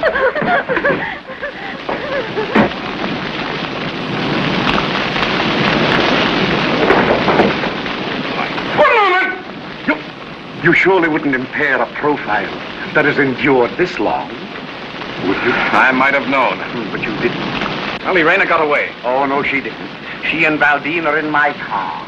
And when I'm through with them, they'll be on their way to Paris to stand trial for murder. Good work, Colonel.